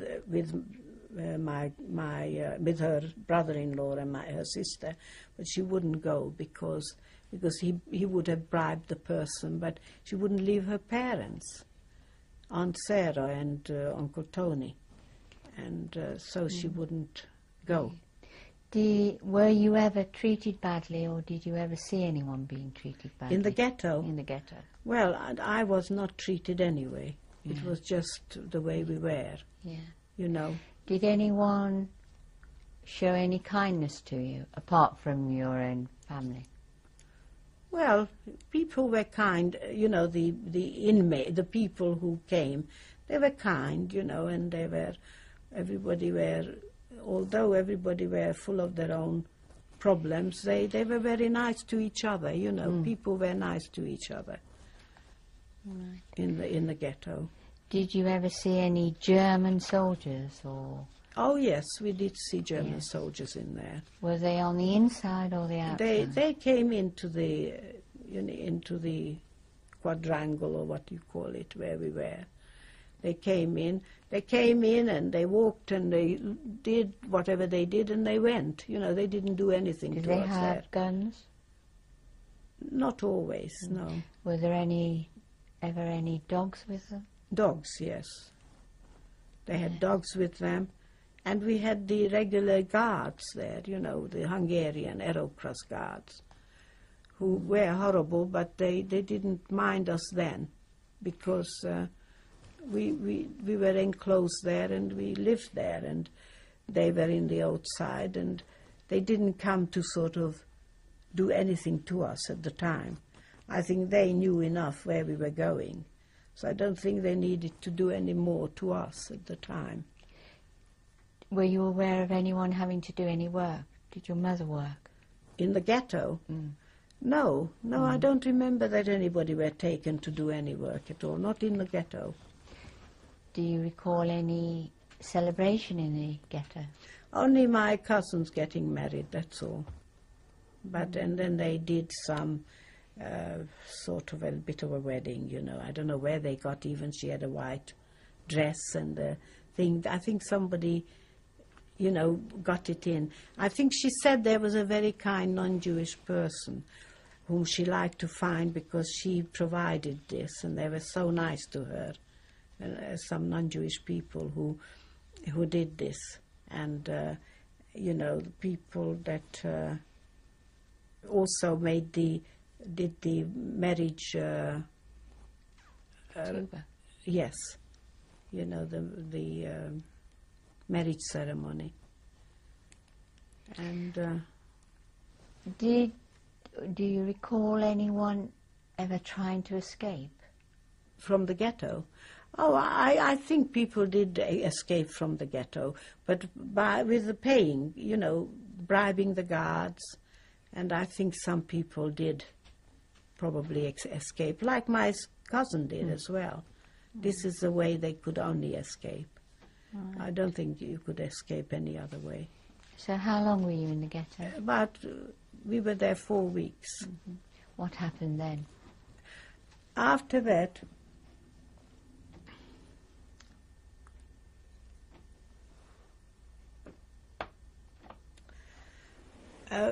we were told that each section of the ghetto will be evacuated. And they were told us when our turn will come. Who told you? I don't know, some official came and they announced it. Well, I don't remember exactly who. All I know is that one portion of the ghetto had to line up outside and go. And then they told us our section of the ghetto, what time to be ready and to be going. And we had to get outside, everybody outside the houses. And we were there with our belongings. And we had to go through, out of the ghetto. We were led out of the ghetto by Aerocross men, gendarmes, SS men. And then we had to go through the town. It was a deserted town, completely deserted. the only thing I remember is one little boy on a scooter running backwards and forwards on the pavement. And this is so in my mind because it was like a dead town. And also we saw from the curtains some people peeping through the curtains. And the shutters were down and the curtains were drawn. I suppose this is what they were told to do. But you could see people looking through their curtain, side of their curtain. And this little boy, the solitary little boy that was scootering along, you know. And there we were going. It was very, very hot. It was such a hot time, May, that it was stiflingly hot. And as we were going, I remember there was a huge tree, and there stood, because we had, somebody who was a very nice person, became a policeman, and he was our cabman, but he was a very nice person, and he left us, and he became a policeman, and he stood there, and I could see, my mother and I, we could see that that's him, and he was very sad for us. I could see in his face, we could see that he was sad. And then we went out of the town, out into a field, out into nowhere, and there were railway lines were laid down. And as we arrived there, we could see these long, long lines of cattle trucks gaping with their doors wide open, ugly, ugly cattle trucks, and with their doors wide open. And were they open top or closed top? No, closed top. Closed top with little windows, 2 little windows on each side, wired in. And we saw these, I think it must have been about 50 trucks, cattle cars all along. And we had to, they told us to be 85 people in front of each cattle truck, divided us in front of each cattle truck. And then everybody had to get up and quick. And they were shouting, quick, quick, schnell, schnell, and hitting from behind. And it was very hard to climb up on because there were no ramps or no steps. And this cattle truck was very high. And mothers and fathers with babies in their arms. There were grandparents, there were sick people, there were pregnant women, little children, and it was very, very difficult. So we hoisted and pulled each other up into the cattle truck. And who was with you at this time? My mother and my brother. We were there. And also some of the people we knew from home. I remember Gizaneni was there, and Yanchi Bachi, an uncle and an aunt. My friend Eva wasn't there because Eva was in Budapest at the time, and so she wasn't there. And all these people, and she was a big lady, and they were such, people, and there was no different amongst anybody. Everybody had to be pushed and pulled up into the cattle truck. Once everybody got into the cattle truck, there was a man there. I can't remember, I used to know his name. We called him, again, Uncle somebody, Bachi, Uncle. And he was the person who made himself responsible for the cattle car. So the Germans asked him, how many in the cattle truck? So he stood up very kind of humbled, and said, there are 85 people in the cattle truck. So he was knocked down and he fell over and he didn't know what he said or did. And then I remember he got himself up and again, how many in the cattle truck? He stood up again, very like a soldier, and he said, 85 men, women, and children in the cattle truck. he was knocked down again. And when he got up, he says, "Don't you know that these are not people? Don't you know that these are not men, women, and children?" And anyway, then they went away. And then after a while, we were in this kettle truck full to capacity. And we managed to sit by the wall and in this corner. And next to me sat an old lady, I remember. And my mother sat next to me, and my brother sat in front of her and used to put his head in my mother's lap. And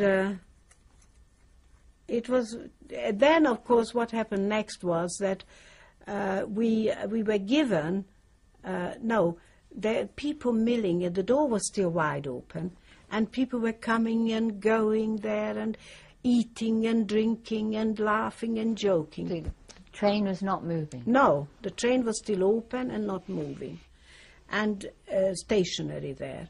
And nobody cared about us. They were joking, they were drinking and eating. And then there was, then it was, some guards came to the door and demanded that if anybody hidden anything, any valuables on themselves, or any money, are to be given up at once, because there will be a search. And if there is anything found on anybody, be instant execution right there. Instant shooting. So everybody got frightened, and people had little trinkets out before, not sewn in, and little ring and a little necklace or whatever, and they collected quite a handful of things, and this man brought it along. He collected it, brought it and gave it to the guards, and they turned away, and they went laughing and joking. Off they went.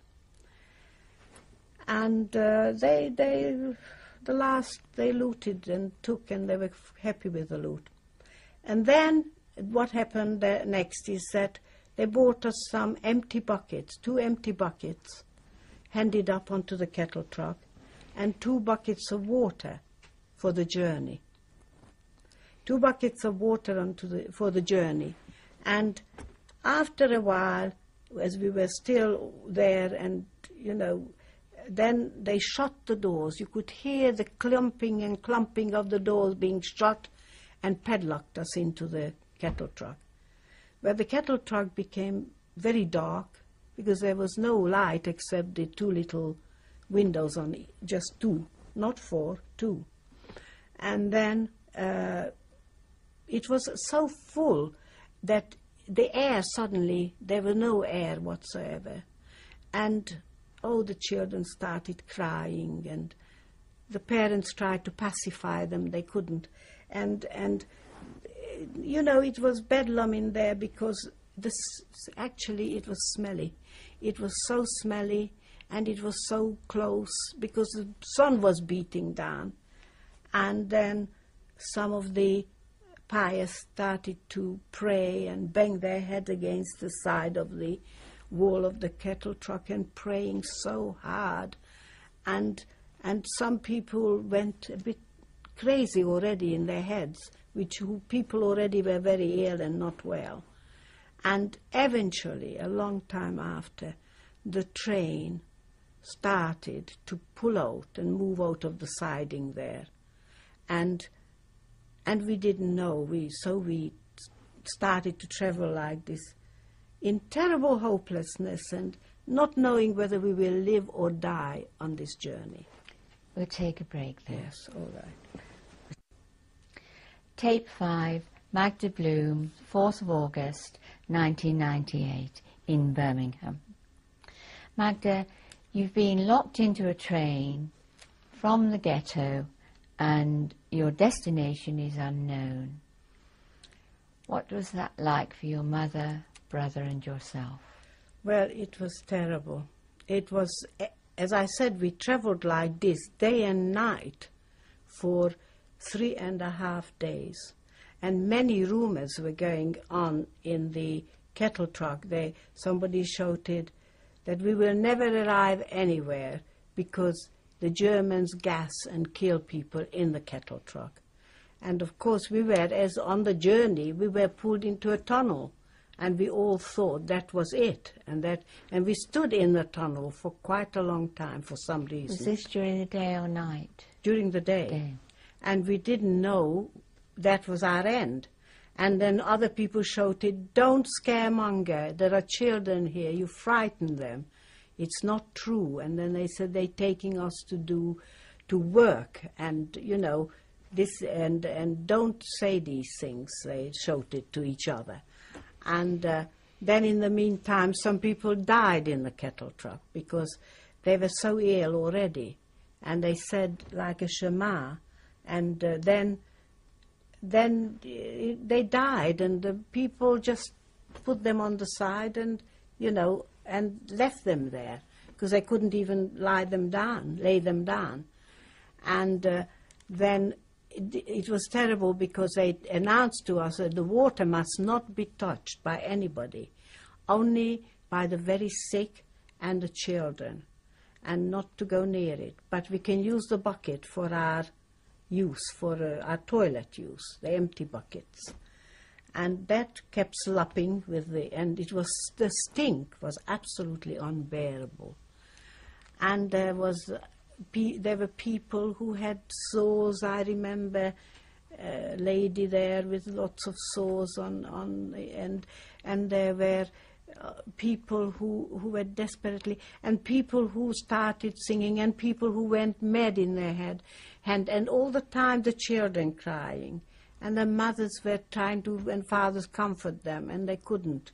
And the pious were praying all the time, you know, saying prayers and praying, and some people singing, and it was really terrible.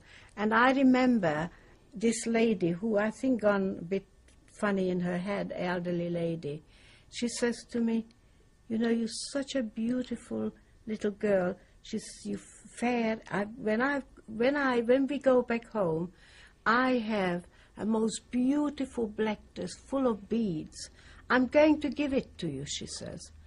And I kept even thinking, oh, lovely. You know, funny how we were all zombified, you know, in this terrible heat. And I remember thinking, how nice I shall have this lovely dress, and things like that. Were you able to sleep during that time? Well, we sat there numb, and our legs gone numb, and pins and needles, and sometimes we could sit like that. And I remember my brother putting his head down in my mother's lap, and all of a sudden, he must have fell asleep, he screamed. I've never heard a scream like it from a little boy. Screamed and sobbed afterwards. And we could not get out of him why he was crying. He must have dreamt something, you know. And it would have been his bar mitzvah soon. You see, he was already studying for his bar mitzvah portion, you know, his Haftorah and things.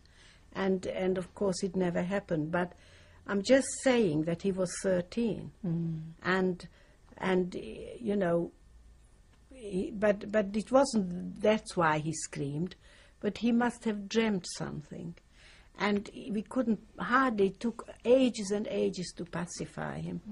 And I mean, you know, and then I remember getting up, people took it in turn to stand on something in the corner. People had to move away because people were so ill from no air that they thought they're going to die. So they had to get people and pile things there and step up to put their head to get a bit of air on them, you know, because there's no air whatsoever. And I remember at such time once it was my turn to get up there, and the train slowed, and I read Krakow. So we were already in Krakow at the time. But the whole journey was, I cannot even do justice to describe it, because to sort of go like this, already in such conditions, you know, already in a weakened conditions from the ghetto, and going and not knowing what will happen to you, and your head is full of that what you hear from different people that they were saying, but we did not know where we were going. Can you remember or recall anything that your mother said to you? Well, my mother was very stunned as well, and my mother tried to comfort us, and my mother tried to always give us a little something to eat, a little bit something, and she couldn't even say, "Don't be afraid." You know, I mean, she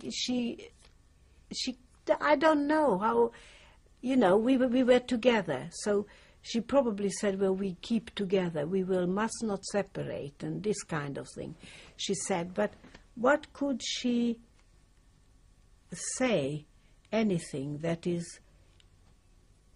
No, I don't think she could give us any comfort of anything to say, because she was so... My mother was so frightened as well for us, you know, to what's going to happen. Maybe she knew more than she let on to us, but she could, what she said, that wherever we arrive, we must get hold of her hand and not let go. That's what I remember. She said that, and we did, in fact, do that. Was your mother able to be comforted by anyone else in the cattle truck? No, I tell you something. I think most people were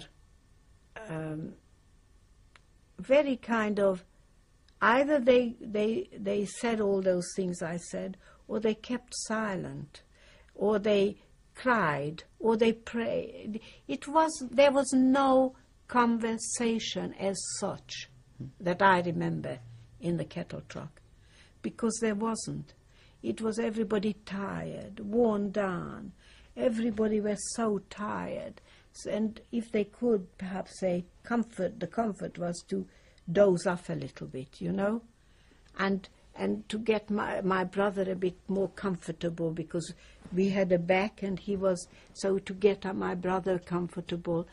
But there wasn't, I don't remember conversations going on in the cattle truck, you know, because everybody was stunned to fear and sobbing or crying, and then anybody cried, the next one will comfort them, you know, in some way. And people gone doolally, really, completely in the cattle truck, because it was, don't forget, it wasn't, your brain stopped functioning properly already. I can't describe it anymore, but that the journey was horrific. I tell you, to be sitting in that position and having to get up to do if you needed to do a job, and to, you know, I remember my mother put a coat, held up a coat, so and we did the same for her, and the buckets were already full up anyway, you know, and slopping, and what can you do or say?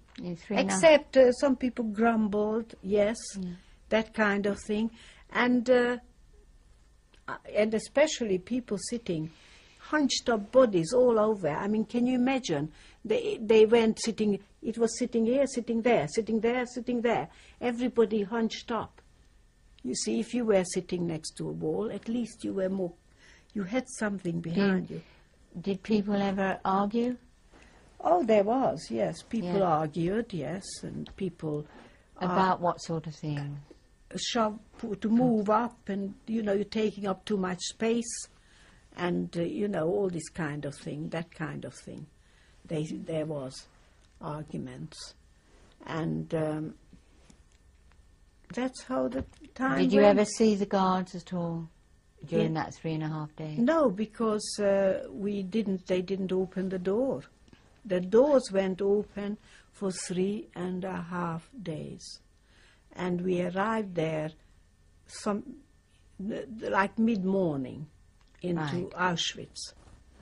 And can you tell me what happened The train stopped. The train stopped. We heard a lot of noise outside, German-speaking noise, a lot of comings and goings before they actually opened the kettle truck doors. And then they opened the doors. What happened then? The air and the light came in and it hurt our eyes. Our eyes, we couldn't see. And then the air, everybody catching the air, you know, the air, first of all, that's what you wear. And then suddenly striped, garbed prisoners came up to the kettle truck, got themselves in, and announced that don't take anything with you, because everything will be taken. This is how they did it, you see. Everything will be taken after you. You leave everything that you have. You're not to take one little thing with you, because all will be taken after you. So, of course, I remember thinking, I said to my mother, I said, how can they know which is ours and where to take it?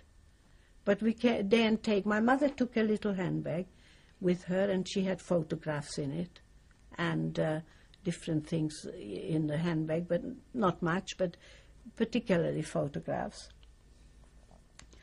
And What then, language did they speak? oh in? yes, these people spoke German. Right. And then when they said that, they said, now, whispered it to everybody, here, there. He says, when you ask, you all want to work. Everybody must work. And if they ask you, you know, don't be such and such an age, and don't be such and such an age. Be between these ages, you know. And you remember what they were? Yes. Don't say that you are younger than 14 or you are older than, I don't know how old, I don't remember, but my mother knew. And my mother took notice of this thing. And so with that, we all had to quickly disembark, come down from the kettle truck. We had to do it very, very quickly, all down. And then when we got out, I remember seeing, because again, I was in the kettle truck and looked around there, and all along the side, there were like broken up aeroplane bits, motor car, all like crunched up, various this kind of machinery stuff along there, old, and burnt out, that kind of stuff.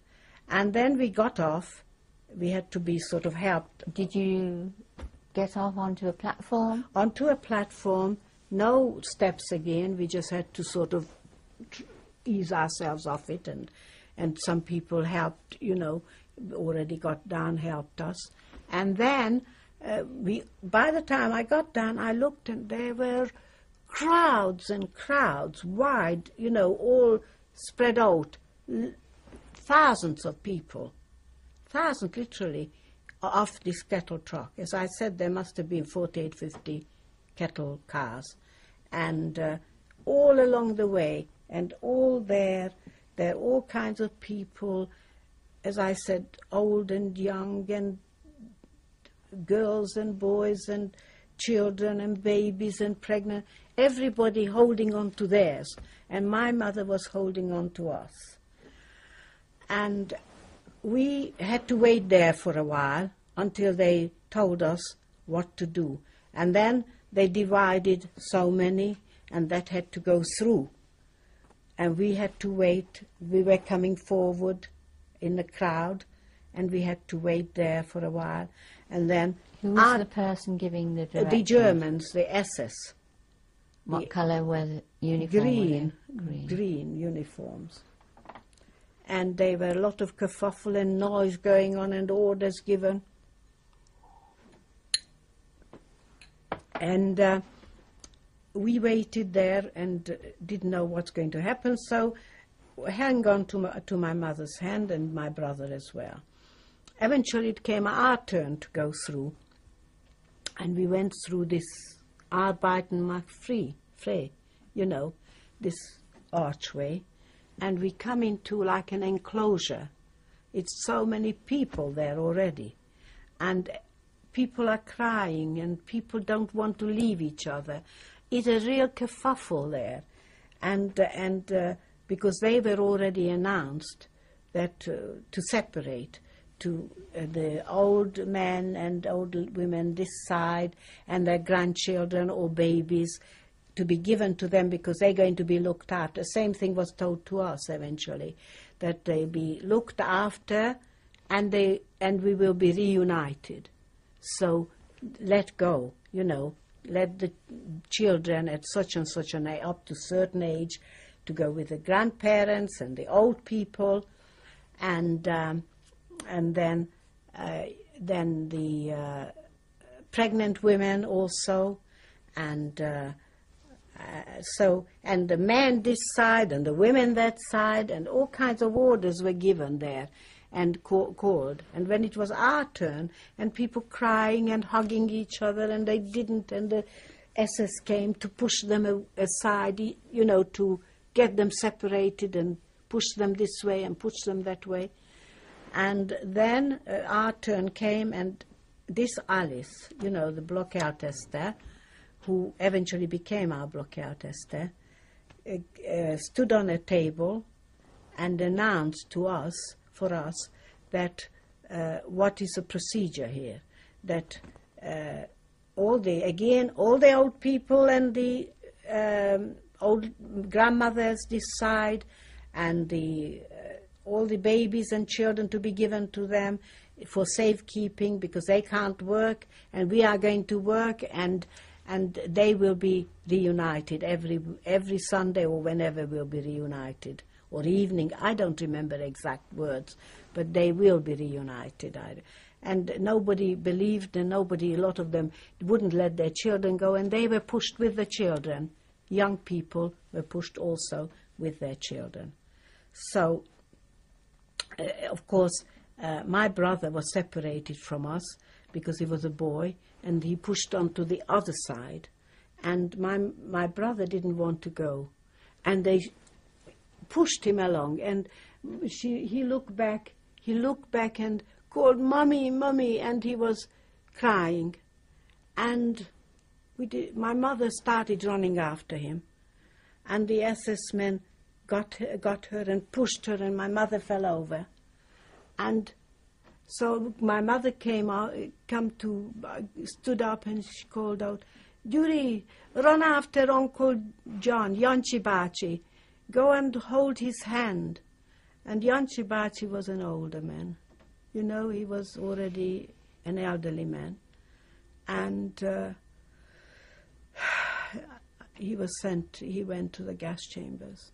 And then my mother was with me, and then they wanted separating us. And my mother implored, bitte, das ist meine Tochter. You know, sometimes it's worse thing to say things like that, you know, because, but anyway, we are bist du, and we are, you know. And my mother remembered and said, I don't know, she must have said I was older, but I was only a little girl as well, really. I looked very young. You know, girls of 14 today are mature. I wasn't sort of like that at the time. Anyhow, nevertheless, he shoved us together. And we went in together to a room where it was a low-ceilinged room, I remember. And it was announced there were benches across, benches. And it was told to us that we are to undress completely, even if anybody menstruating, take that off as well. And everything to be put on the side, not a stitch on us. Fold our clothes neatly, to be folded and put on the benches. But everything else, like my mother's handbag, and some people, I don't know, I don't remember if they were allowed to keep their glass. I don't remember that. But all sorts of little things were along the wall there, put against the wall. But the clothes had to be neatly folded up and left on the bench, and we were completely stark as everybody. I mean, it was, you know, something that we sort of stood there waiting for the next instruction to be done. And the next instruction was that so many had to go into the next room. How many was this group about? Well, the room was full up, so I don't really know how many. I don't know how many people must have been there, but a lot of people, these were all women in here. And then the next instructions are so many people, like herded us, like cattle, you know, and into this room. And we went in there, and we could see people standing around with clippers, hair clippers, buckets in front, this was disinfectant in it. And as we went round, clipped, all our hair were completely shaven off, like with a clipper. And sometimes they cut into our heads because they weren't very, you know, and these were women. I don't know, they were prisoners also, whether they were Jewish or not, I don't know who they were. But they had your arm up, and they clipped under the arm, and clipped there, and clipped everywhere, all the, you know.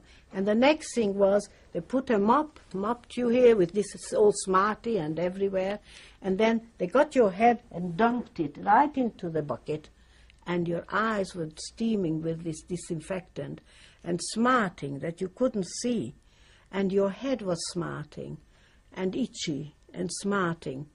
And then, like sheared sheep, we were through into the other room, into like what they called a shower, and we had to run through it.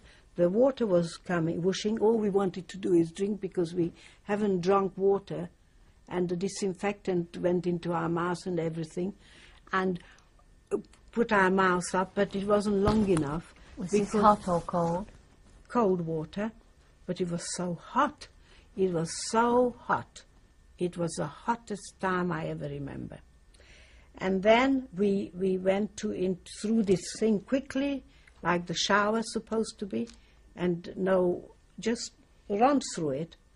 And then when we got through to the other side, dripping, no towels, no drying, nothing, we just dripped off. And then we had to line up, and a bundle was given to us, clothing. Didn't matter whether you were tall or short, you had the same thing. Some people were up here with the clothes. I was little, so mine was down there, and my mother was, you know, small as well, not tall, and she had long as well. And we looked like, and we had grey, like a grey sacking clothes, a shift, you know, and like a vest, not vest, like a white cotton or whatever underneath, you know. Do you have any knickers? I don't remember if they gave us knickers. I don't remember it. But maybe they did. I don't remember. And then we had this, and then they gave us, 5 of us had to stand in a crowd, and then they given us the yellow star, yellow star, and a number. So we had to, they given us one thread, one needle and thread between the 5. So you had to stitch quickly on the number, I don't remember that number, and then hand it on to the other one, the other did it, or we did it for each other, you know, quickly. And had to be done very quickly, everything, quick. And when we had that done, we had to line up outside. By that time this took a whole day, somehow, hanging around here, hanging around there, and hair everywhere, knee-deep in hair.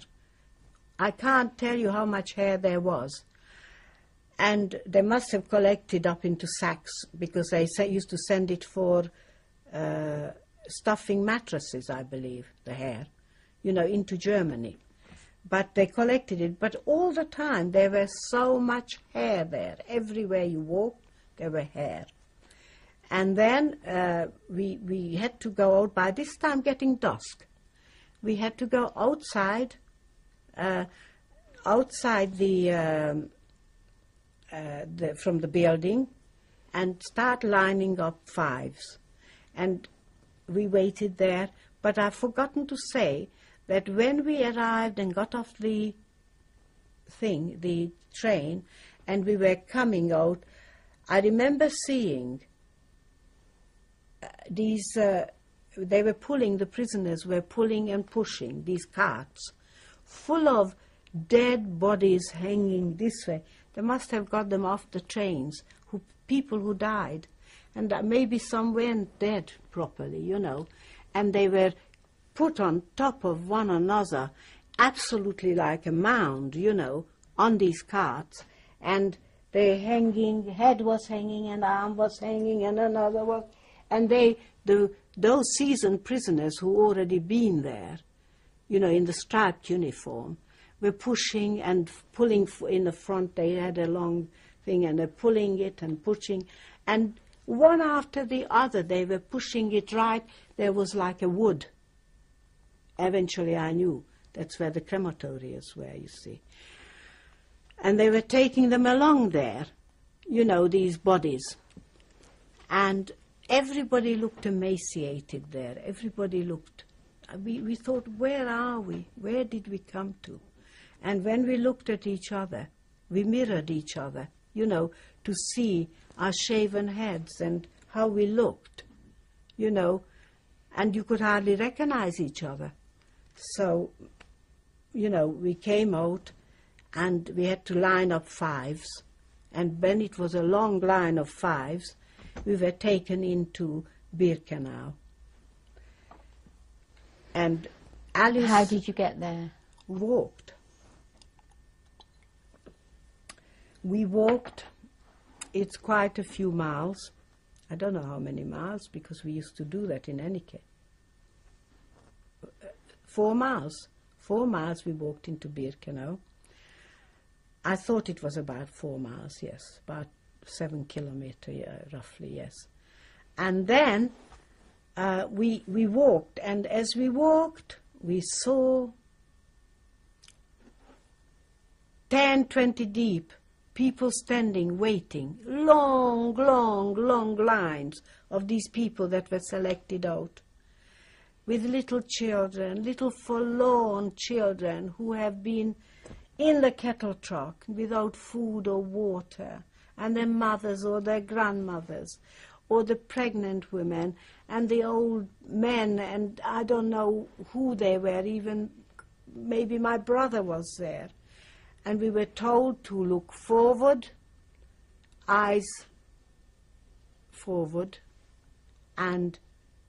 but we looked and we saw all these people standing there. We didn't know what were they waiting for there. At the time, we didn't know.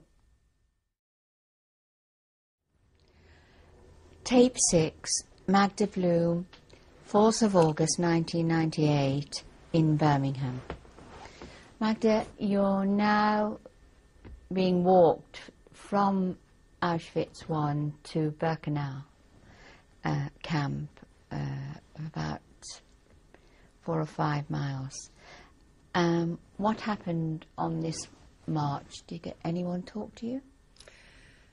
No, we actually, we didn't even know each other, the other 3 people that were with us in the fives, you know, because we had to be lined up 5. And as we were going along, we passed 4 crematoria, 2 in each side, and there were miles and miles of people waiting their turn, which I now know was to be herded into the gas chambers. And all these little children and elderly people and young women and babies and men, women, and they're all waiting their turn.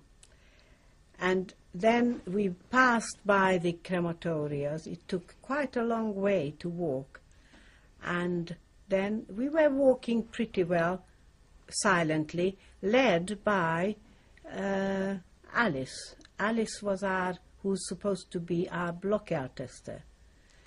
Alice was the person who told us what to do and what not to do in the when we arrived, on arrival.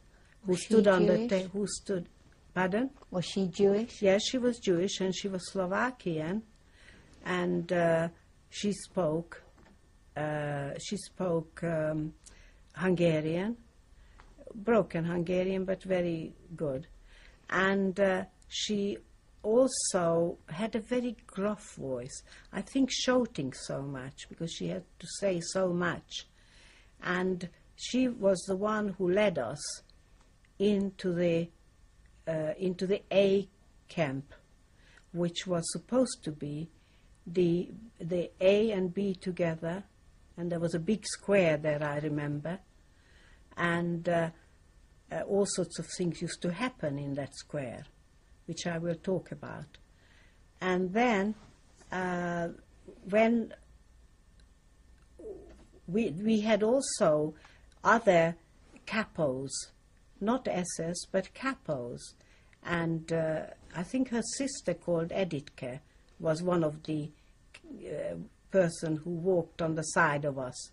And she led us into the A camp in Birkenau. Who were capos? Capos were the above the overseers, the blockärtesters. The capos usually were either political prisoners, non-Jewish political prisoners, or some criminals who have been in a prison, and they were taken to the concentration camps, and they became the overseers, the capos. That was their title, the capos. And the capos were one step above the blockärtester, the block overseers. But these were the people that came with us along the way. And we passed, I remember, other camps as well, various, which I found out afterwards was the C camp and the B camp. And eventually we came to the A camp. And when we arrived there, once again, it was a lot of ceremony there. We were exhausted, completely exhausted. And there was no food given to us there. And they said there was no food because we weren't expected. That's what they said. Now, when eventually they counted us umpteen times, we were allowed to go into the barrack. The barrack stunk. It was, I understand, that it was a gypsy camp, a gypsy barrack, full of gypsies.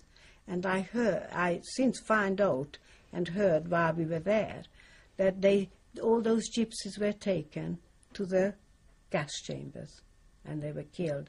Sometimes they weren't even gassed. They were sent alive into the furnace. And then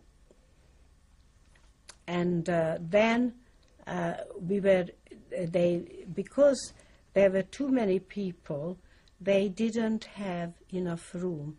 So a barrack that's supposed to have taken 500 people, they put 1,500 people in. And as we were crammed onto the decks, they counted and they told us which deck to go. If you were lucky, you got on the top deck. If you were just a bit lucky, you got into the middle deck. But because there wasn't enough room, there was on the beaten earth underneath. People were put in there, and they had to sleep there. 15 people to a deck. Well, you can imagine it was so packed like sardines. When we had to lie down, you had to head to foot, and like you couldn't move. If anybody wanted to turn, the others had to turn as well. And we were it was terrible. A lot of the decks broken, cracked and broken, and injured the people below, underneath, below. And then it was bedlam there, really, because nobody could sleep. I mean, sleep we could not. We were hungry, we were depressed, we didn't know what hit us and where we are, and we could smell this terrible smell all the time, you know, this burning smell. And everyone said, oh, probably the stuff we bought, they're burning them because they were a lot of them dirty and goodness knows what. And things went off, food stuff or any. So they thought it was all being burnt. We're guessing like that. And then came next morning, we could hardly go to sleep because we couldn't. First of all, everybody shouted, don't put your toes in my eyes, don't kick me, don't push me. And the whole night went like that. And don't breathe on me, you know, the breath. And then, of course, it was morning. 5 o'clock, 4 o'clock in the summer. In the summer, 4 o'clock, and, well, 4:30 we had to be already outside. So 4 o'clock, the whistle, the whistle went, and alles raus, you know, and like mad. People didn't know what happened to them. They were zombified. And Alice and the others came with the whip. You know, schnell, and we had to all scramble off because, you know, we were being beaten at the same time. So we had to all get down. It was a narrow passage, and you couldn't move, you know, so everybody trying to push each other, you know, out in towards the door, to the door. So eventually when we get outside, again, everybody in fives, you know, so we all had to line up in fives, because in fives it was easy to count, 5, 10, 15, 20, so forth. So it went on. So we had to line up in 5. And that morning we got nothing. Nothing. We had no dish. We had nothing. And we had to stand there. And they announced that we will be getting some food soon. But they haven't got anything yet, because the transport wasn't supposed to be here. So we got nothing. And all day long we had to stay outside in the terrible heat.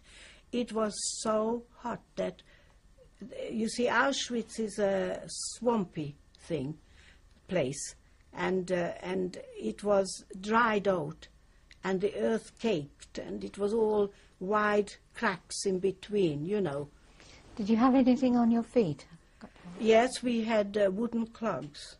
Were you supplied with our shoes were taken away, and wooden clogs, and we were given this grey shift, and nothing on our head. So you can imagine there were no shade at all anywhere, and we had to be outside, and no shade except the barrack, you know, the thing had a little corner shade. Well, we went, and you were not allowed to sit down all day long. We were outside in this heat, in that sun, with our bald head, and we were just ambling around, you know, and not allowed to sit down. But sometimes some people fainted and passed out, and people stood around, and some people watching there too, that no SS coming around or anybody. So of course they were surrounded, so they could sit down. But otherwise you had to stand. It was announced that no sitting down anywhere. And then a few days later they came and picked out people random to go to work. And I happened to be around with my mother. We were picked out as well. And we had to walk somewhere a long way, and not only us, a lot of people were picked out. And we had to again line up, and we were taken to a quarry. A quarry, it was a big chunk of stones. We were given wheelbarrow, and we had to get this stone into the wheelbarrow, big pieces of stone, and push it to a point, push it to so many, and it was very hard because it wasn't even, the ground. And I remember my mother and I used to handle this, try and handle it, and, put the wheelbarrow on the side and try to push this, and it took a long time, and sometimes we had a beating because we didn't do it quick enough and well. And then we pushed it along, put it down, and the other side, quite a way away, they were grinding this into pebbles. And other people were pushing pebbles somewhere, these grounded pebbles. And I suppose they were doing some building or road buildings or whatever they were doing, I don't know. Anyhow, and that this lasted, that we had to go quite a long time. Well, it seemed a long time to me. I mean, a week is a long time to do this, but it was quite a few weeks. We had to do this, walk to the place, and we had to do this terribly hard, heavy work on an empty stomach. And then after a few 2 days, I think, they gave us a rusty bowl, one bowl between 5 people. And it was all rusty and dirty. And that bowl they put in the morning, when we had roll call, first thing in the morning, they put in what you call it, makes me feel hungry now. They put in a ladle of black, or 2 ladles of black smelly water, which they called coffee. And then we had to drink one, hand it on. And they drank one, and they handed it on. And some people drank bigger, and there was a bit of an argument about it. And maybe we could have it twice. And I remember putting a little bit to do a little bit, like washing. And that was our breakfast, and that was it. That was our breakfast. And that's what we had to go, eventually, to do this work. And midday, again, we had to have roll call and stand, and the bowls, they put some smelly soup. At the beginning, it all smelled. Eventually, we would have liked, didn't matter the smell, and didn't matter what it was, as long as we could have more. But at first, it all was horrible, and they put bromine into the food. Bromine is to stop menstruation. And it did, because nobody menstruated after that. And then we had this bowl again, and it never was washed. It was licked out, and it was like that. And we had that, and we had to go and get this bowl for 5 people. And this went on for a while. And at night, again, roll call, and we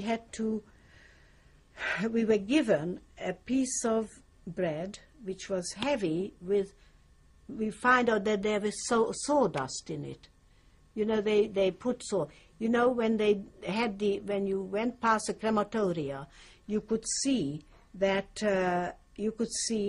that they were always piled up wood, and they were sawing them, ready for the burning the people with it. And the sawdust that they sawed off, it all were put into the bread. So that's what we had to eat. Occasionally, at weekends, they gave us, and we had a decagram margarine with it, but at the weekend, we called it zulag, an extra, was either a a spoon full of, put on it like that, onto the bread. They kept going on the bread, used to lick it off. And that was a marmalade, watered down marmalade. And that was at the weekend. And sometimes at the weekend, instead of the marmalade, we had a piece of bloodied wurst. I don't know what they called it. There was a bockwurst or whatever it's called. It was all red blood, So that's what we had day in and day out, day in and day out. And the soup had sometimes a potato or 2 pieces of potato swimming in it, or a turnip, and that kind of thing was our daily ration, and that's what we lived on. Do you want to ask him? What was the selection? How were you selected to be on this particular work? There was no selection. Here there were no selection at all. This was like a camp, what they called the, camp? Isolation? No, yes, it's a sort of isolation camp for so long. And then they took us over. Randomly came and picked us out. And most of the people were picked, There are very few people that stayed behind. Was there any criteria for being picked out? No criteria. They needed some workers. So they took us all. And I remember there was a couple there, a German one, and she was not Jewish, but she kept hitting my mother because she didn't do she didn't do what she wanted to do. And I remember saying to her, God will, in German and in Hungarian, whichever came to my mind quickly. And then she hit me as well. I said, I said, you are hitting your mother, She could be your mother, and you hitting her, I said. And she's my mother, and don't hit her. And then I had one. And then my mother had one. So I thought I better shut up, because we were being beaten by this horrible, and she had like one eye, like a cross eye. You didn't know where she was looking. A horrible person. Anyhow, and eventually that stopped, and we were taken to the B camp. Now, eventually the camp was also this A camp also became less people in it, because people kept dying, and people died off, People died outside, people died... What did people die of? Well, just died because they fainted and they died, and starvation. Already, people who were already weak and didn't sort of care for going on with life. You had to be so in your mind, because you see, my mother always said to me, we must always volunteer to work. So that's why we always went to work, from the A camp, that we didn't we weren't going to be picked out for. By then we knew that there were selections, and there were this, and there were selections as well from that camp, and it became that we were 10 of us on the deck, and it became less, not as many people. And then we were taken over to the B camp, and the B camp was the same, except we had how many people on the deck? I think we also started with 10 people. And this was a quarantine, I was trying to think. The A camp was a quarantine camp. And then the B camp was the working camp. So, let me see, do you have a sip? The B camp was the working camp, and straight away they put us to work. Again, we had to get up the same time. What time was that? 4 o'clock, 4:30 outside, line up for Zélapel, for roll call, and then we had to stand. Well, in the summer was all right because it was not cold, but in the winter, well, the winter was terrible because it was blowing blizzards and snowing and Arctic weather and raining. When it was raining and blowing, we were frozen. But here it wasn't. Well, it was bad enough having to. The whistle went every morning. We couldn't sleep. By the time we fell asleep, the whistle went, and then we had to be outside and had to stand there for hours until the SS came to count us. Sometimes they came a bit earlier, and sometimes there was the blockältester, the overseer there, always, and her sister and her cousin, to sort of make order. And then when the SS came to count us, everybody had to stand up, and you couldn't flag because, you were picked out and you were beaten, or you had to kneel, and your hand hoch, a hand up. So you were always standing like a soldier, and we were told never to look directly into the SS. Always said to look straight ahead of you, And we were told all these little things to do. And then when we were counted, then we were sent to work in a Weberei. A Weberei is a kind of an industry that worked for, I think we worked for the IG Farben, because we had to cut up a lot of rubber into strips with very, scissors, blunt scissors. Everybody had like oozing fingers from it because it was so blunt, the scissors, and you had to cut this, and leather and material. And you had to do, you had to plait this, you had to plait it into strong rope. And then you had to do, they told you how many meters you must do a day, and how to roll this ball up, into, and put them into rows. And a meter, you could measure it on your table, on the table where you worked. And you roll it up, and you have to cut a lot, and then start plaiting, and then cut again, and plait again, and, and these weren't very big pieces. So, consequently, the SS men, an SS man and a civilian man from the factory where we had to work this, came in the evening, and they pulled it, and they stood and pulled, and it sprung open. The things came open. The rubber popped out, and of course, because of that, we were beaten across the face, beaten this way, that way. Big, heavy SS hands, like you felt that your brain was shaking inside your head.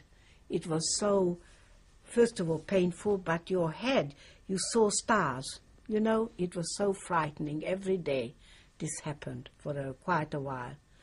And then we tried to do it this way, that it shouldn't spring open, put that one this long way, leave a bit out here so it won't pull.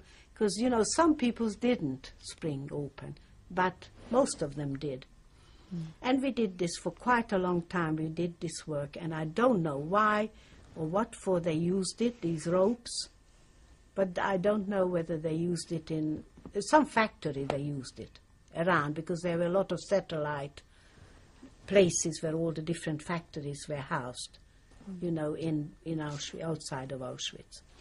Did you ever try to sabotage your work in any way? Well, I don't think we tried to, because we did it, it was obviously, they might have thought it was sabotaged, but we couldn't do anything different, because it just happened like that, And I mean, you might say this was sabotaged, but if they came to test it and they find out and we were beaten for it across the face and the head, you know, in this particular thing we didn't sabotage, no. Because we would be the sufferers for it. How long did you have to work? We worked from morning till evening. We stopped for roll call again midday, where they given us our soup.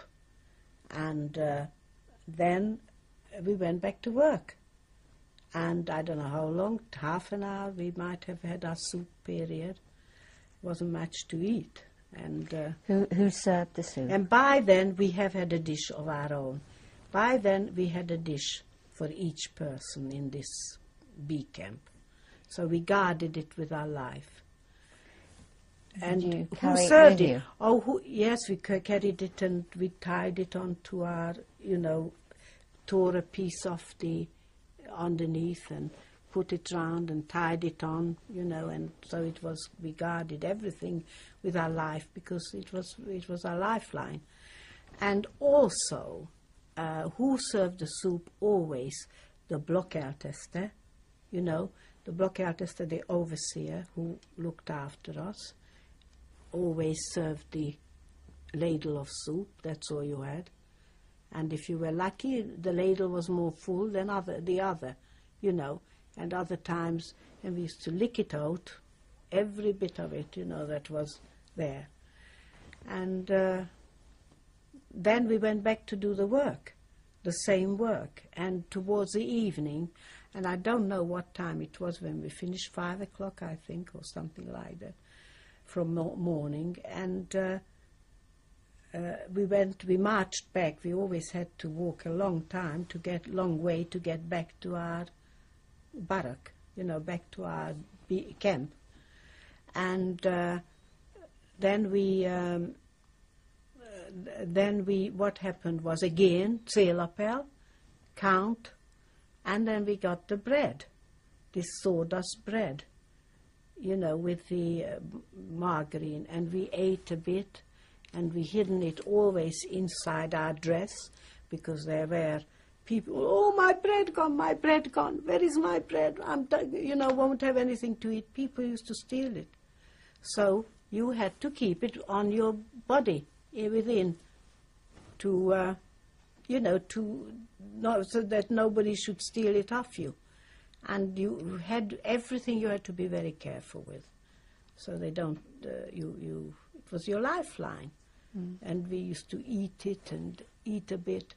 And I would never take, my mother wanted me to have some of hers. I would never take it. I said, Mommy, I'm not hungry. I'm all right, I'm not hungry. And, you know, I would never take it away from her. And she certainly wouldn't take mine away, that's for sure. Apart from the number on the Star of David that you were given in Camp A, did you have any other means of identification as an inmate of the camp? Well, eventually, whilst I was in Auschwitz, I don't know exactly when, but we were all given these tattoo numbers on my, you know. Do you mind sharing the camera? Yes.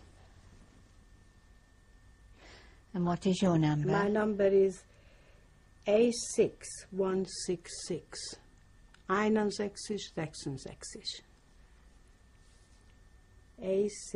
61, A6166. And that was tattooed there we had to line up once again, and there were rows of people standing there, and they tattooed it with a pen. Did you know that it was a tattoo? Yes, we knew we were going to get a number. And of course, once we had the tattoo, well, we never had a name. I mean, I say we ceased to have a name. We never had a name because we had the other number. And once we went into the camp, we ceased to have a name. And particularly when these numbers were tattooed there were, you know, hundreds of thousands of people, particularly the ones that stayed in Auschwitz for a while, were tattooed with these numbers. And every time we had to stand roll call, we had to they called our numbers out, and we had to say, Jawohl, that we are present. And So this is the, and well, I've had it there ever since. I mean, some people say, why don't I have it removed? But I sort of, it's there. It is a reminder for people to know that and then they ask me questions and then I tell them about it. Maybe otherwise they wouldn't know. But if they see it, they want to know about it. My mother had one number before, 65. And of course she died. So what happened at the end of the time you were in Camp B? You were doing this work, well, we were the there for quite a while, and then from the Weberei, where we worked for platting. Yes. What happened to these plats? Yes, that is a good question. I would like to know, but these were supposed to be some kind of ropes for using for certain things. But I've been asking around from people, and nobody seemed to know. So I don't know what they used them for. Some people said that they used it in the ammunition factory, cleaning out pipes, or strengthening, putting inside, threading them through. And we not only platted these three things together, rubber and leather and material, but we also platted cellophane. Now that happened I'll tell you about that later on when we were in Belsen. We had to do, those were kind of ropes for something, because they were strong, very strong. How did the materials get to you? Well, did other people bring them? Yes, they brought them in pieces, such as pieces of rubber, like square pieces of rubber, and square pieces of leather, and the material were long pieces of material. So the material was long, but the leather and the rubber were short.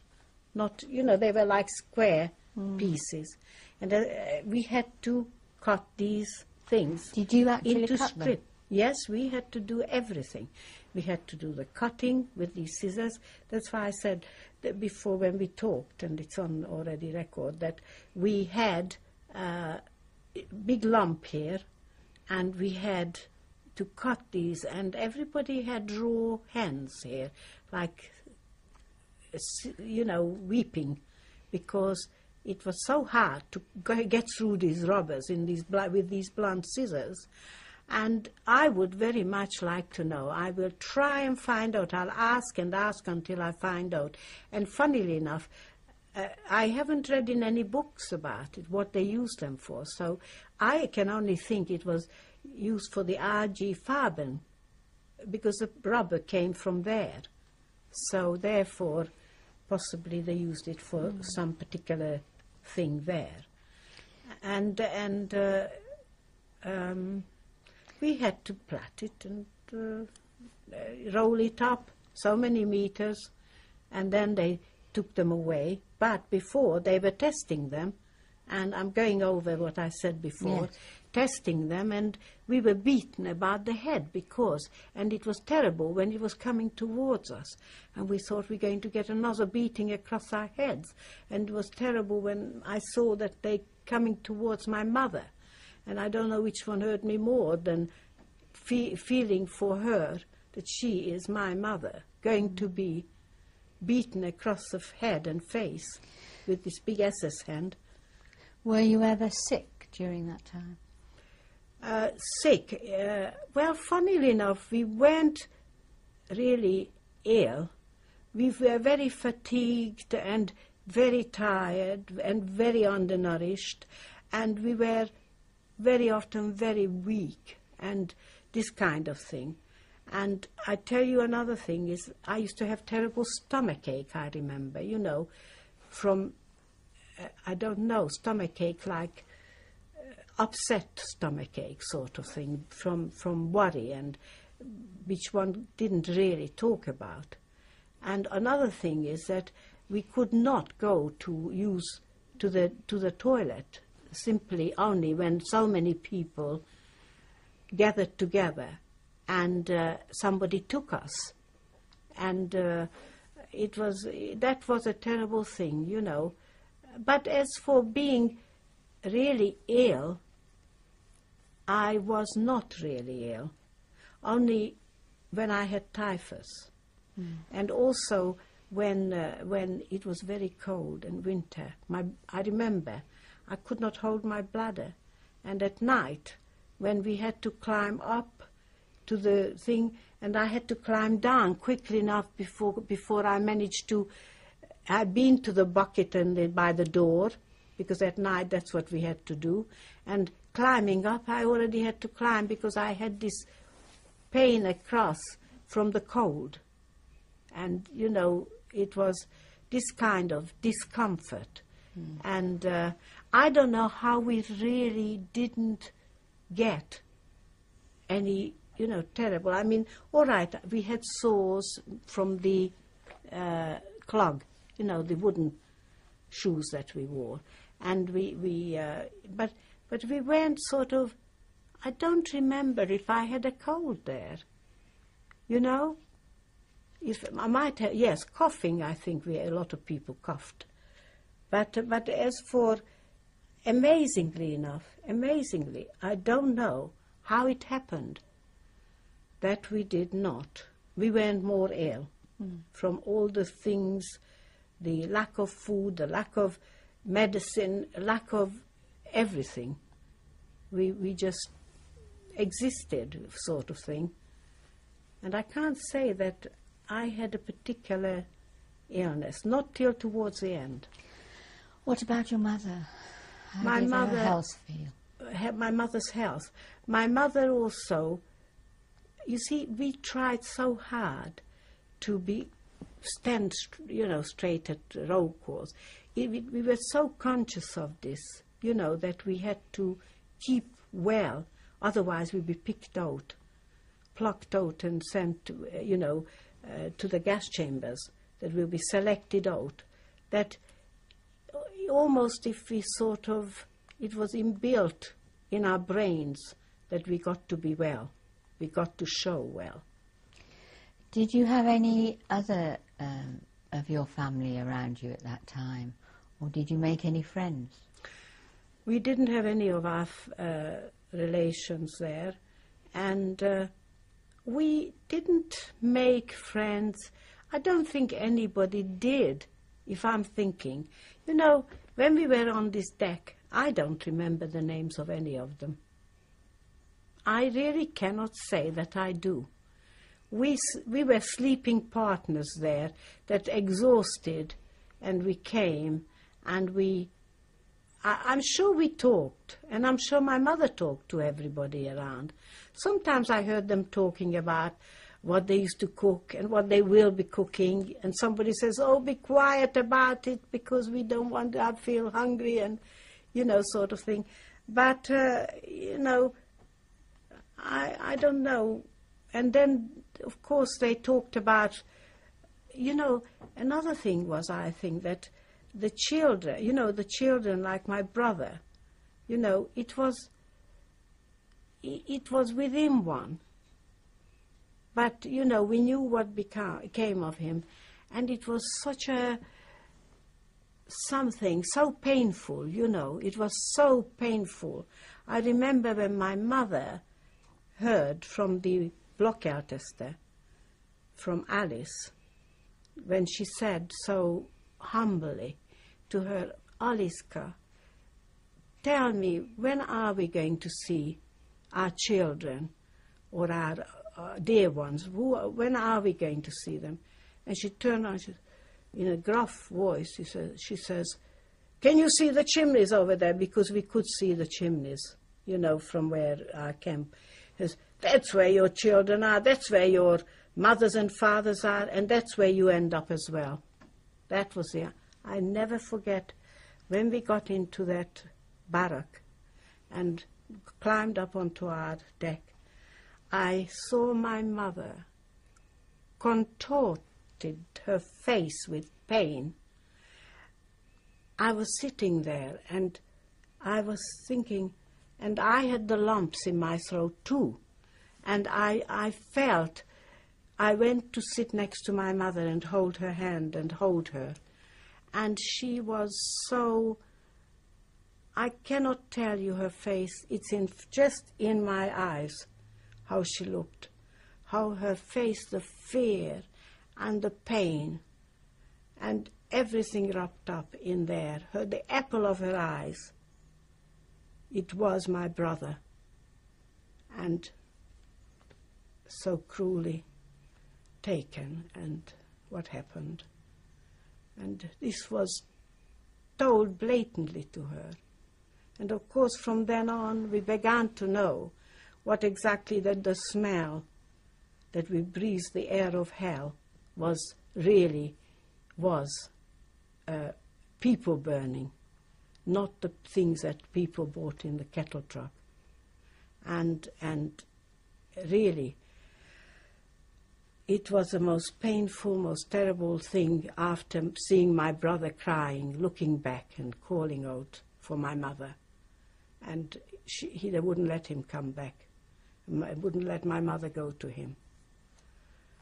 And this is the sort of thing. And I really don't know whether my mother spoke to other people about it. I know every so often I saw my mother crying, but after a while, somehow we didn't even cry. We somehow did not cry. I don't remember sort of crying afterwards. Can you think of any single kindness that you had offered to you, apart from your mother? In the camp? Well, yes, I do remember one. Only, that was when we went to, I mean, I'm still in Auschwitz, and I haven't said everything about Auschwitz, but I tell you this human story that happened to us, when we were going from, is it time for me to tell this at the moment? Mm-hmm. Who was responsible for discipline amongst the inmates in your barrack? Oh, it was the overseer, you know, Alice. Mm-hmm. And what was your barrack made of? Was it wood? Wood. Did you have any running water in the barrack? No, we didn't have any running water. There was sort of running water at the end of the barrack, and it was like a trough where water was coming out on a pipe, and we could occasionally go there to have a wash when we were allowed to do so. You mentioned the toilet facilities or the arrangements when you were working. Yes. And you mentioned the bucket at night.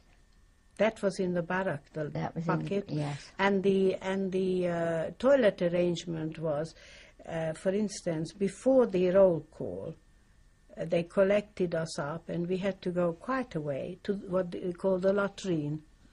And we had a row of holes there, and no front. So you had to be very careful not to fall into the thing. It was all open there, and you had to sit on this hole with a plank across, and that was the latrine. And they collected people up, you know, so many people at a time, and they took us to this latrine. And all I know is that we always used to have the news there. Anything happened, people brought it back, because they talked together, people from different blocks and barracks. And that's where we got to know what happens, you know, if anything happened.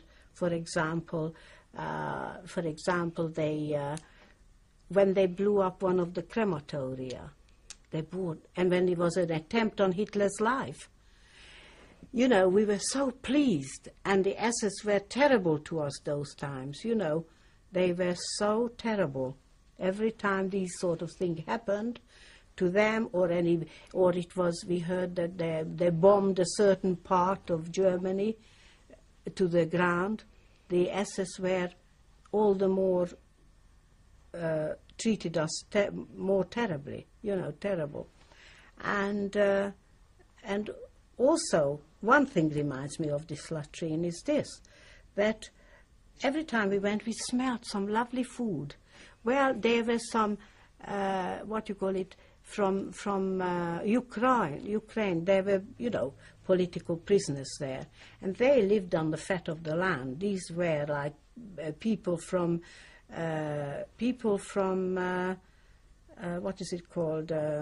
from prisons, murderers and all kinds of things. And they were the ones that lived on the fat of the land there. They were able to organize is to steal or get or whatever. That's what organizing was. That's a camp term for getting something. And they always cooking there, potatoes boiling, and even, I don't know, whatever they had, but it smelled so good. And they were always fat people, those those people that looked like Slavs, or sort of thing with, and they always cooking there. And we just smelt it. And so that was our trip to the latrine. And when we went back, after that, we went to work. They came to do the roll call, and then we went to do our work. And another thing happened is that around that time, there was Alice, who was really pretty cruel, but she had nice streaks in her as well. I think she had to possibly be a bit like that. She always, talked rough front of the SS and so forth. But she once said, on a Sunday afternoon this was, that we're going to have a talent competition. So, talent competition, my mother pushed me off the deck, because I used to like poetry and monologues were my scene, I loved those. And she pushed me off the deck and said, you go and do your monologues, And all the people around heard about, I probably told them about my monologues as well in front of them, So she said, go and do it, So before I knew, I was pushed off the deck, and I stood in the queue, and they put people on the door to watch for the SS, because if they were coming quickly, if nothing happened, you see. And anyhow, eventually it came to my turn. I had quite a few people before me, and I did my monologue, and I put everything I knew into this monologue. Monologue was about a starlet that went for auditions. And in that monologue, you had to sell yourself by poetry and dancing and singing in it, and very dramatic, And then I did my monologue, I finished, and the monologue finished with saying that, really I am not, I am just doing this to make you enjoy yourself and to have a good time and, sort of thing, because I had to ruin every poem, every song and every dance. But the monologue was very good, I might say, even today. Can you remember any of it? Well, of course, fölösleges talán bemutatkoznom.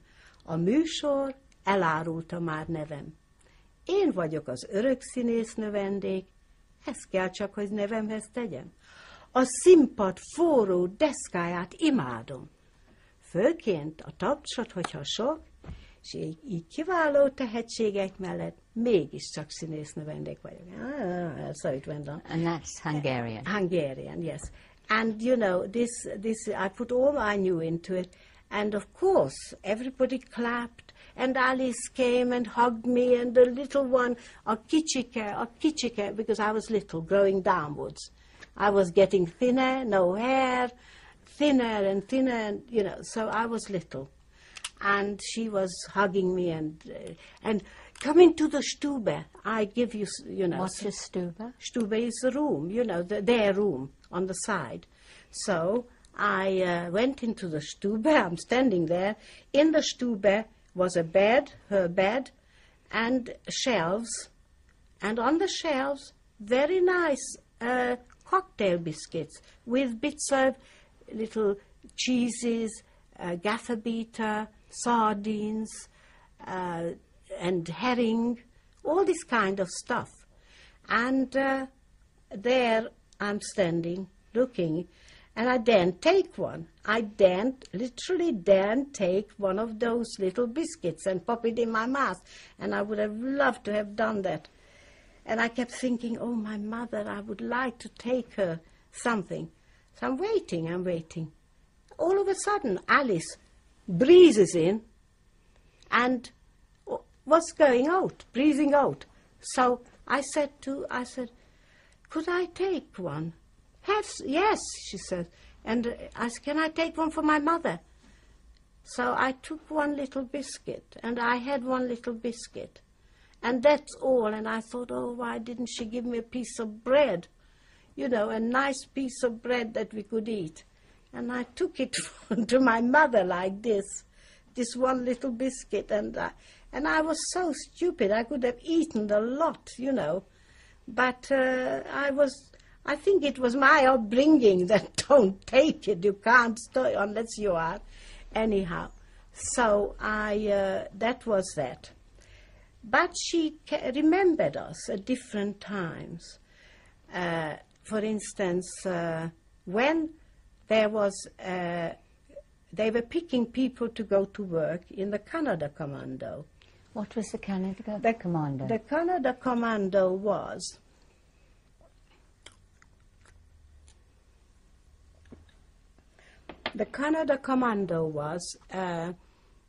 where they picked people to go to work. They said it's a good place to work because everything, the wealth of Europe is coming into there, and the food and conserves and all kinds of well, I'm talking about food because food is, you know, was in the most.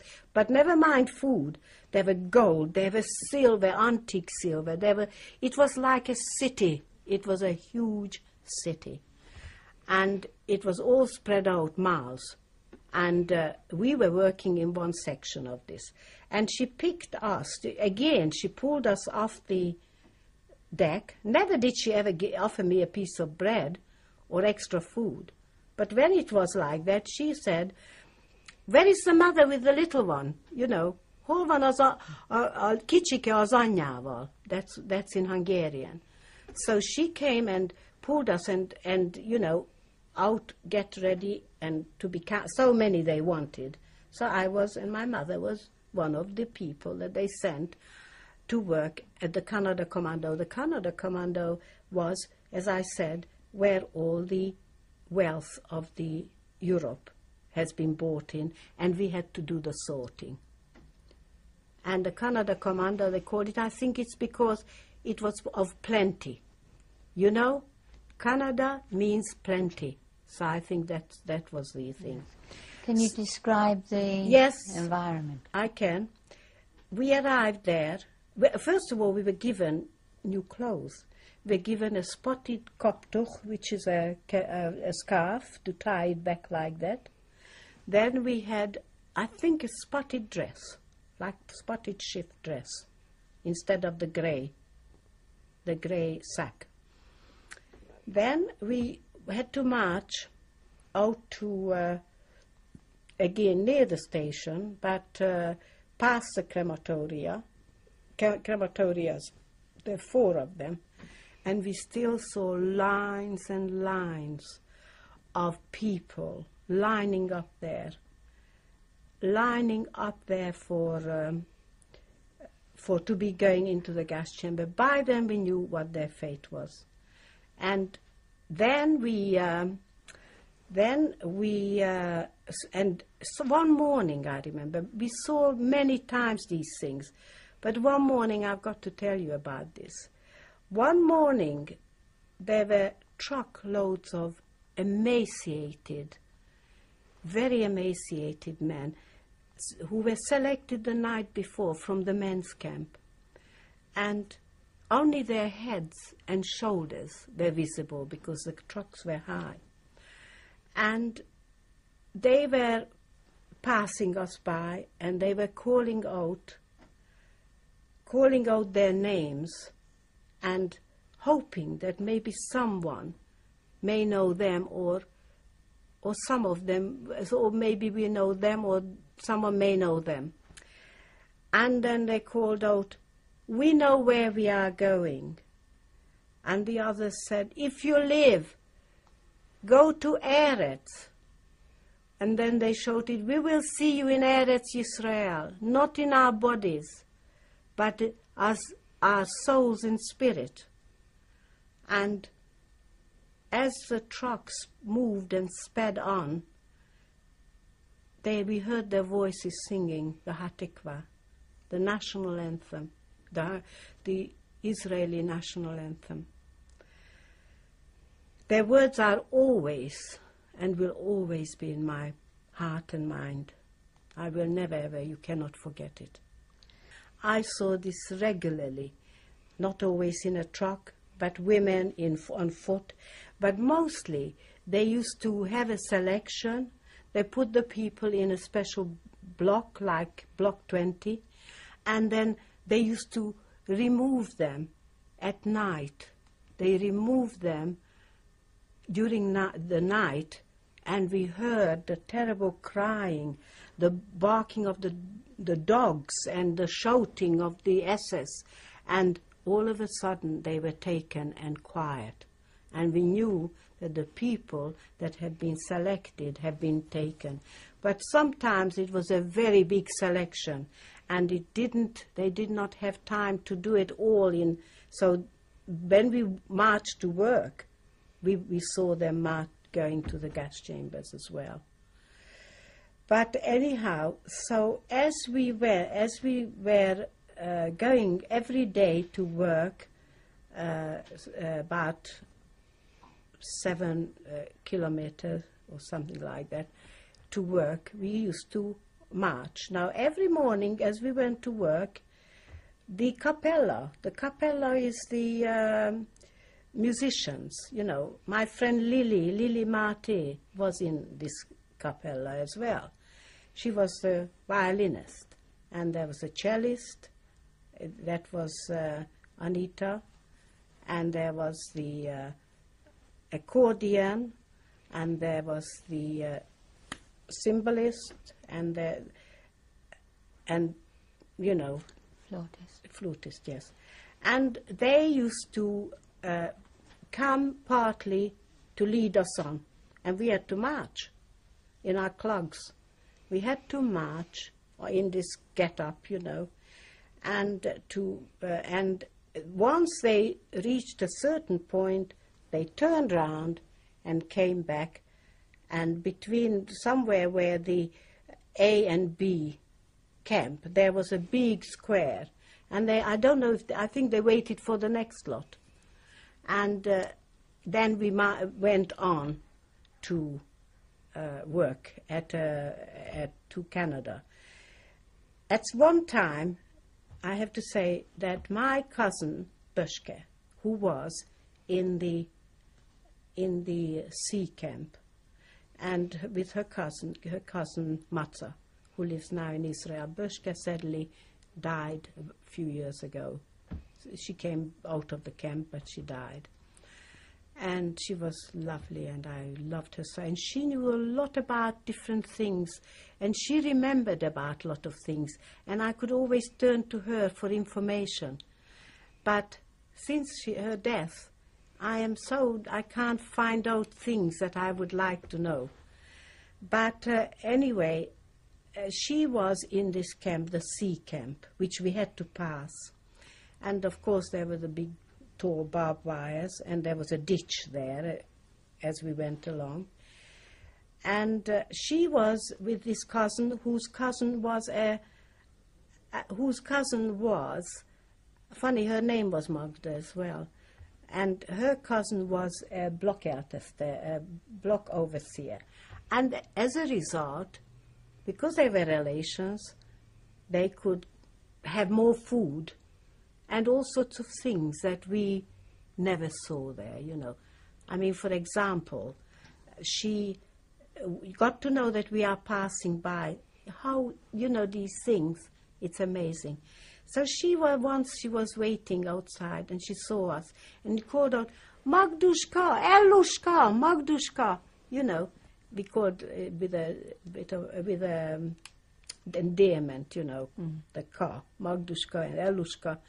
And of course, she said, tomorrow I will throw you something over. Just be ready for it, you know. Tomorrow came, sure enough, she had a little handkerchief made into a little sack. And what do you think was full of it? Sugar. Well, sugar we never saw the whole time in Auschwitz. Nobody heard of it. They did, obviously. I don't know where but you know, they could get these things. And she looked quite good, you know. I thought, my goodness, her hair was growing a little bit. She had a nice dress on, and she wasn't emaciated like we were. So anyway, she came, ran out, and threw the bag over. But she couldn't throw it enough to go over the ditch. It fell in the ditch. Well, I had to run out and pick up quickly the little sack of whatever sugar. I ran out, got it, and the capo, there was a blonde, round capo, and she was Aryan, you know, and she came and she took it away from me. And we didn't know what the result will be, whether there be a beating or what's going to happen. So my mother kept saying, I'm going to ask her to give a little bit of, keep some and give some back. When we got to our destination at the, my mother went, and she says, and she was so, my mother spoke very good German, and she could speak to her and said, please, she says, my little daughter is so thin and she so would need a little, could you please give a little bit back from it? And she did. She had a heart, and she gave my mother, and that was kindness, I suppose. It didn't punish us. And she gave my mother back some of the sugar. And, oh, it was so lovely. Sugar, I mean, it was just, like heaven sent, you know. And we had the sugar. But we didn't see my cousin after. We kept looking, but we didn't see, I don't know whether she was noticed or what happened. But we didn't see her again to throw us anything anymore. So, anyway, that was that. But when we went to work in Canada, first of all, we arrived there, and we were shown in first, because we worked at different sections there, you know. I mean, they bought there also from the crematorias what the cast-offs of all the things that they took off, and they bought them in big bundles, you know, into the camp. Who brought them in? Some men. And they brought them all in. And prisoners? Prisoners, yes. Yeah. Oh, yes, prisoners. And then we had to sort it, but we first of all were put to work. I'm going to describe this place to you. First of all, it was like a long, enormous room. It had ceiling on it, but it was very tall. First of all, there was, as you looked up, there was a landing all the way round, but it was an enormous place, and there were rooms and offices above on these landings. And then there were soldiers standing all around, looking down what we were doing. There were soldiers behind us with dogs, with rifles, and we had to sort, and we were told what to put where. Now there we find, as I said, as we were, it was all piled on top of one another. So as a result, it was so hot So as a result, it was all, what's it in, like heated into it. And as you pulled things out, it was steaming, and it was so hot, you know, and warm. We find chocolate, all squashed and melted, loads of conserve boxes, you know, with food in it. We found bread with cakes, biscuits, and other objects, you know, various objects. And we had to put this here, but we could not put, and lump sugar, we could not put one in our mouth. We were terrified because we heard screaming coming from directions of people who have tried to eat something, and they had 25 strokes. You know, there was these fat SS men who were, you know, like that, and they were dishing out the 25 strokes, and I think they were perverts, I'm sure, and we daren't take one lump sugar to put in our mouth.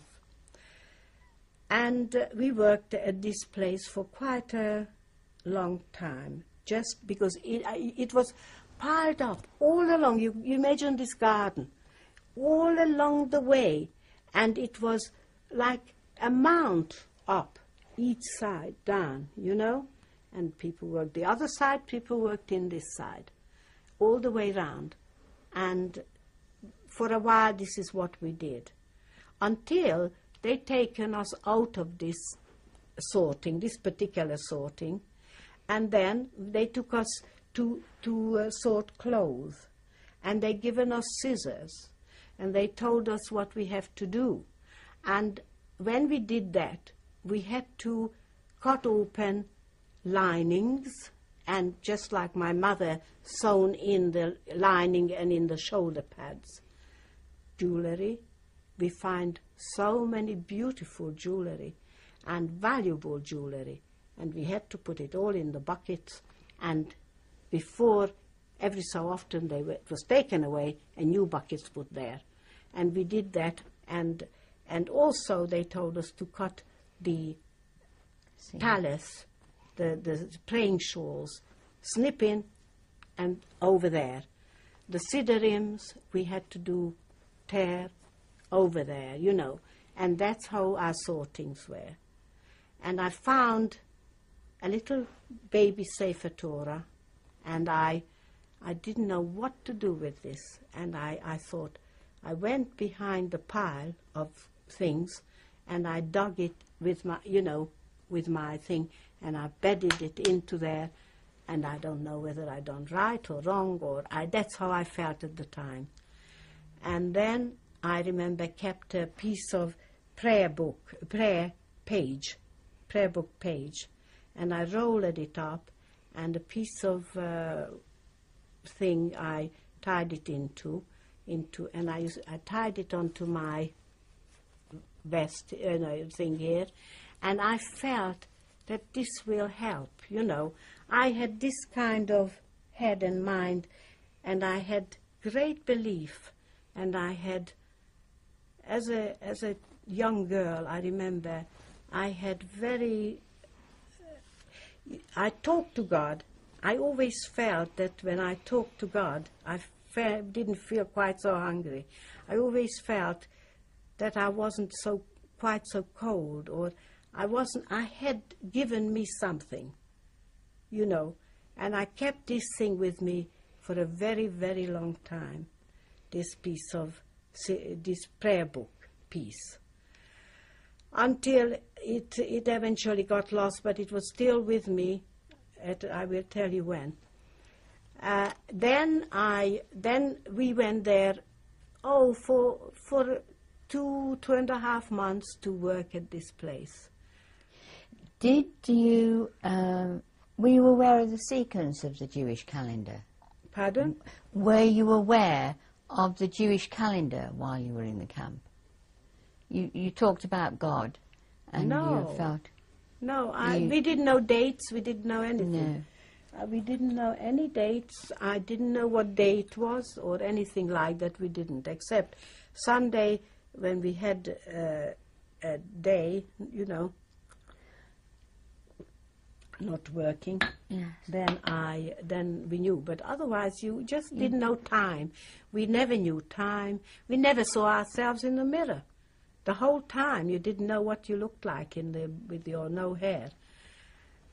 But there I saw, because we found mirror, you know, in this where we sorted. What was that like for you? I don't know. Nothing. I didn't think. It was just the way it was. And no, I didn't think. I had no hair. And I thought I looked strange, but I didn't give it too much thought. You know, it wasn't the thing that I was thinking about.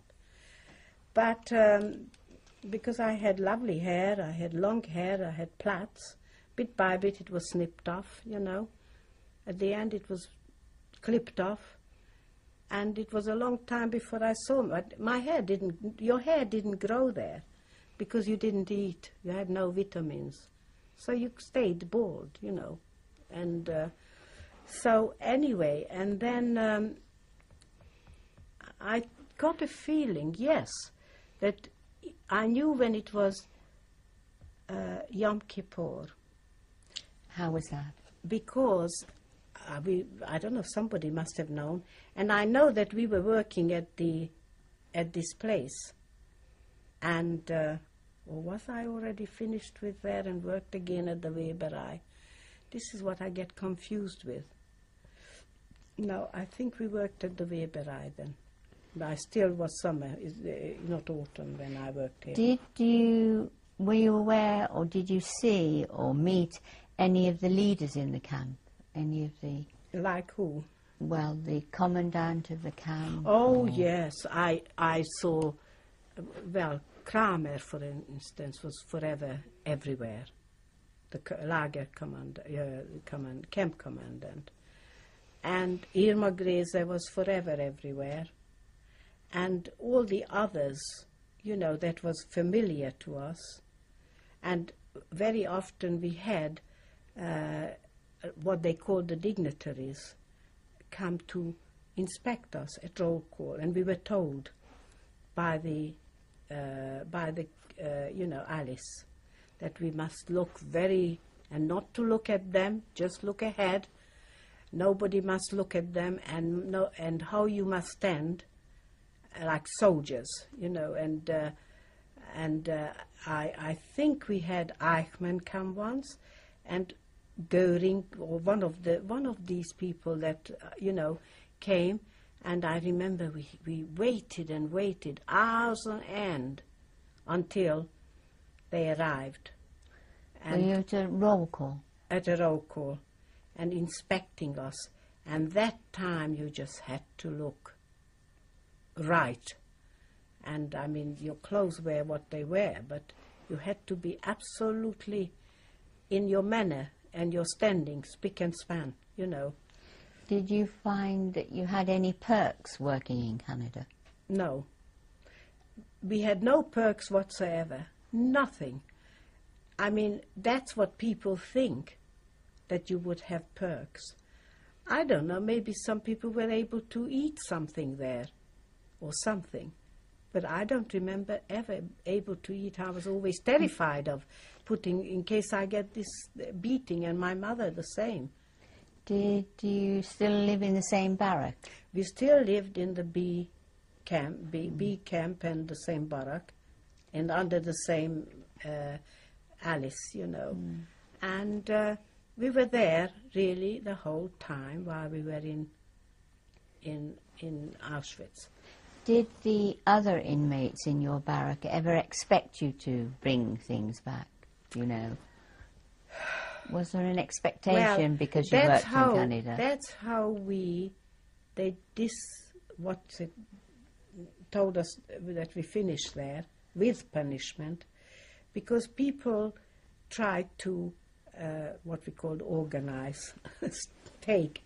But what did they do? A little bit of mirror inside the sole of their, or a comb. What they want comb for, I don't know. We had no hair. And a little piece of mirror, or little nothing, you know, that you could hide on yourself. And after about 2.5 months when we worked there, and this is the sort of work, and when we worked there, we knew everything, because I tell you what happened, but when we worked there, we knew everything because we were so close to the crematoria. Now, the Hungarians, the Hungarians, started to come in from May onwards. First transports, we went in the first transports. They weren't selected at all.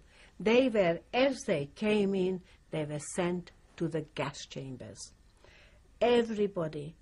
And I understand those days they murdered, statistic tells us that they murdered as many as 15,000 and 20,000 men, women and children in a day.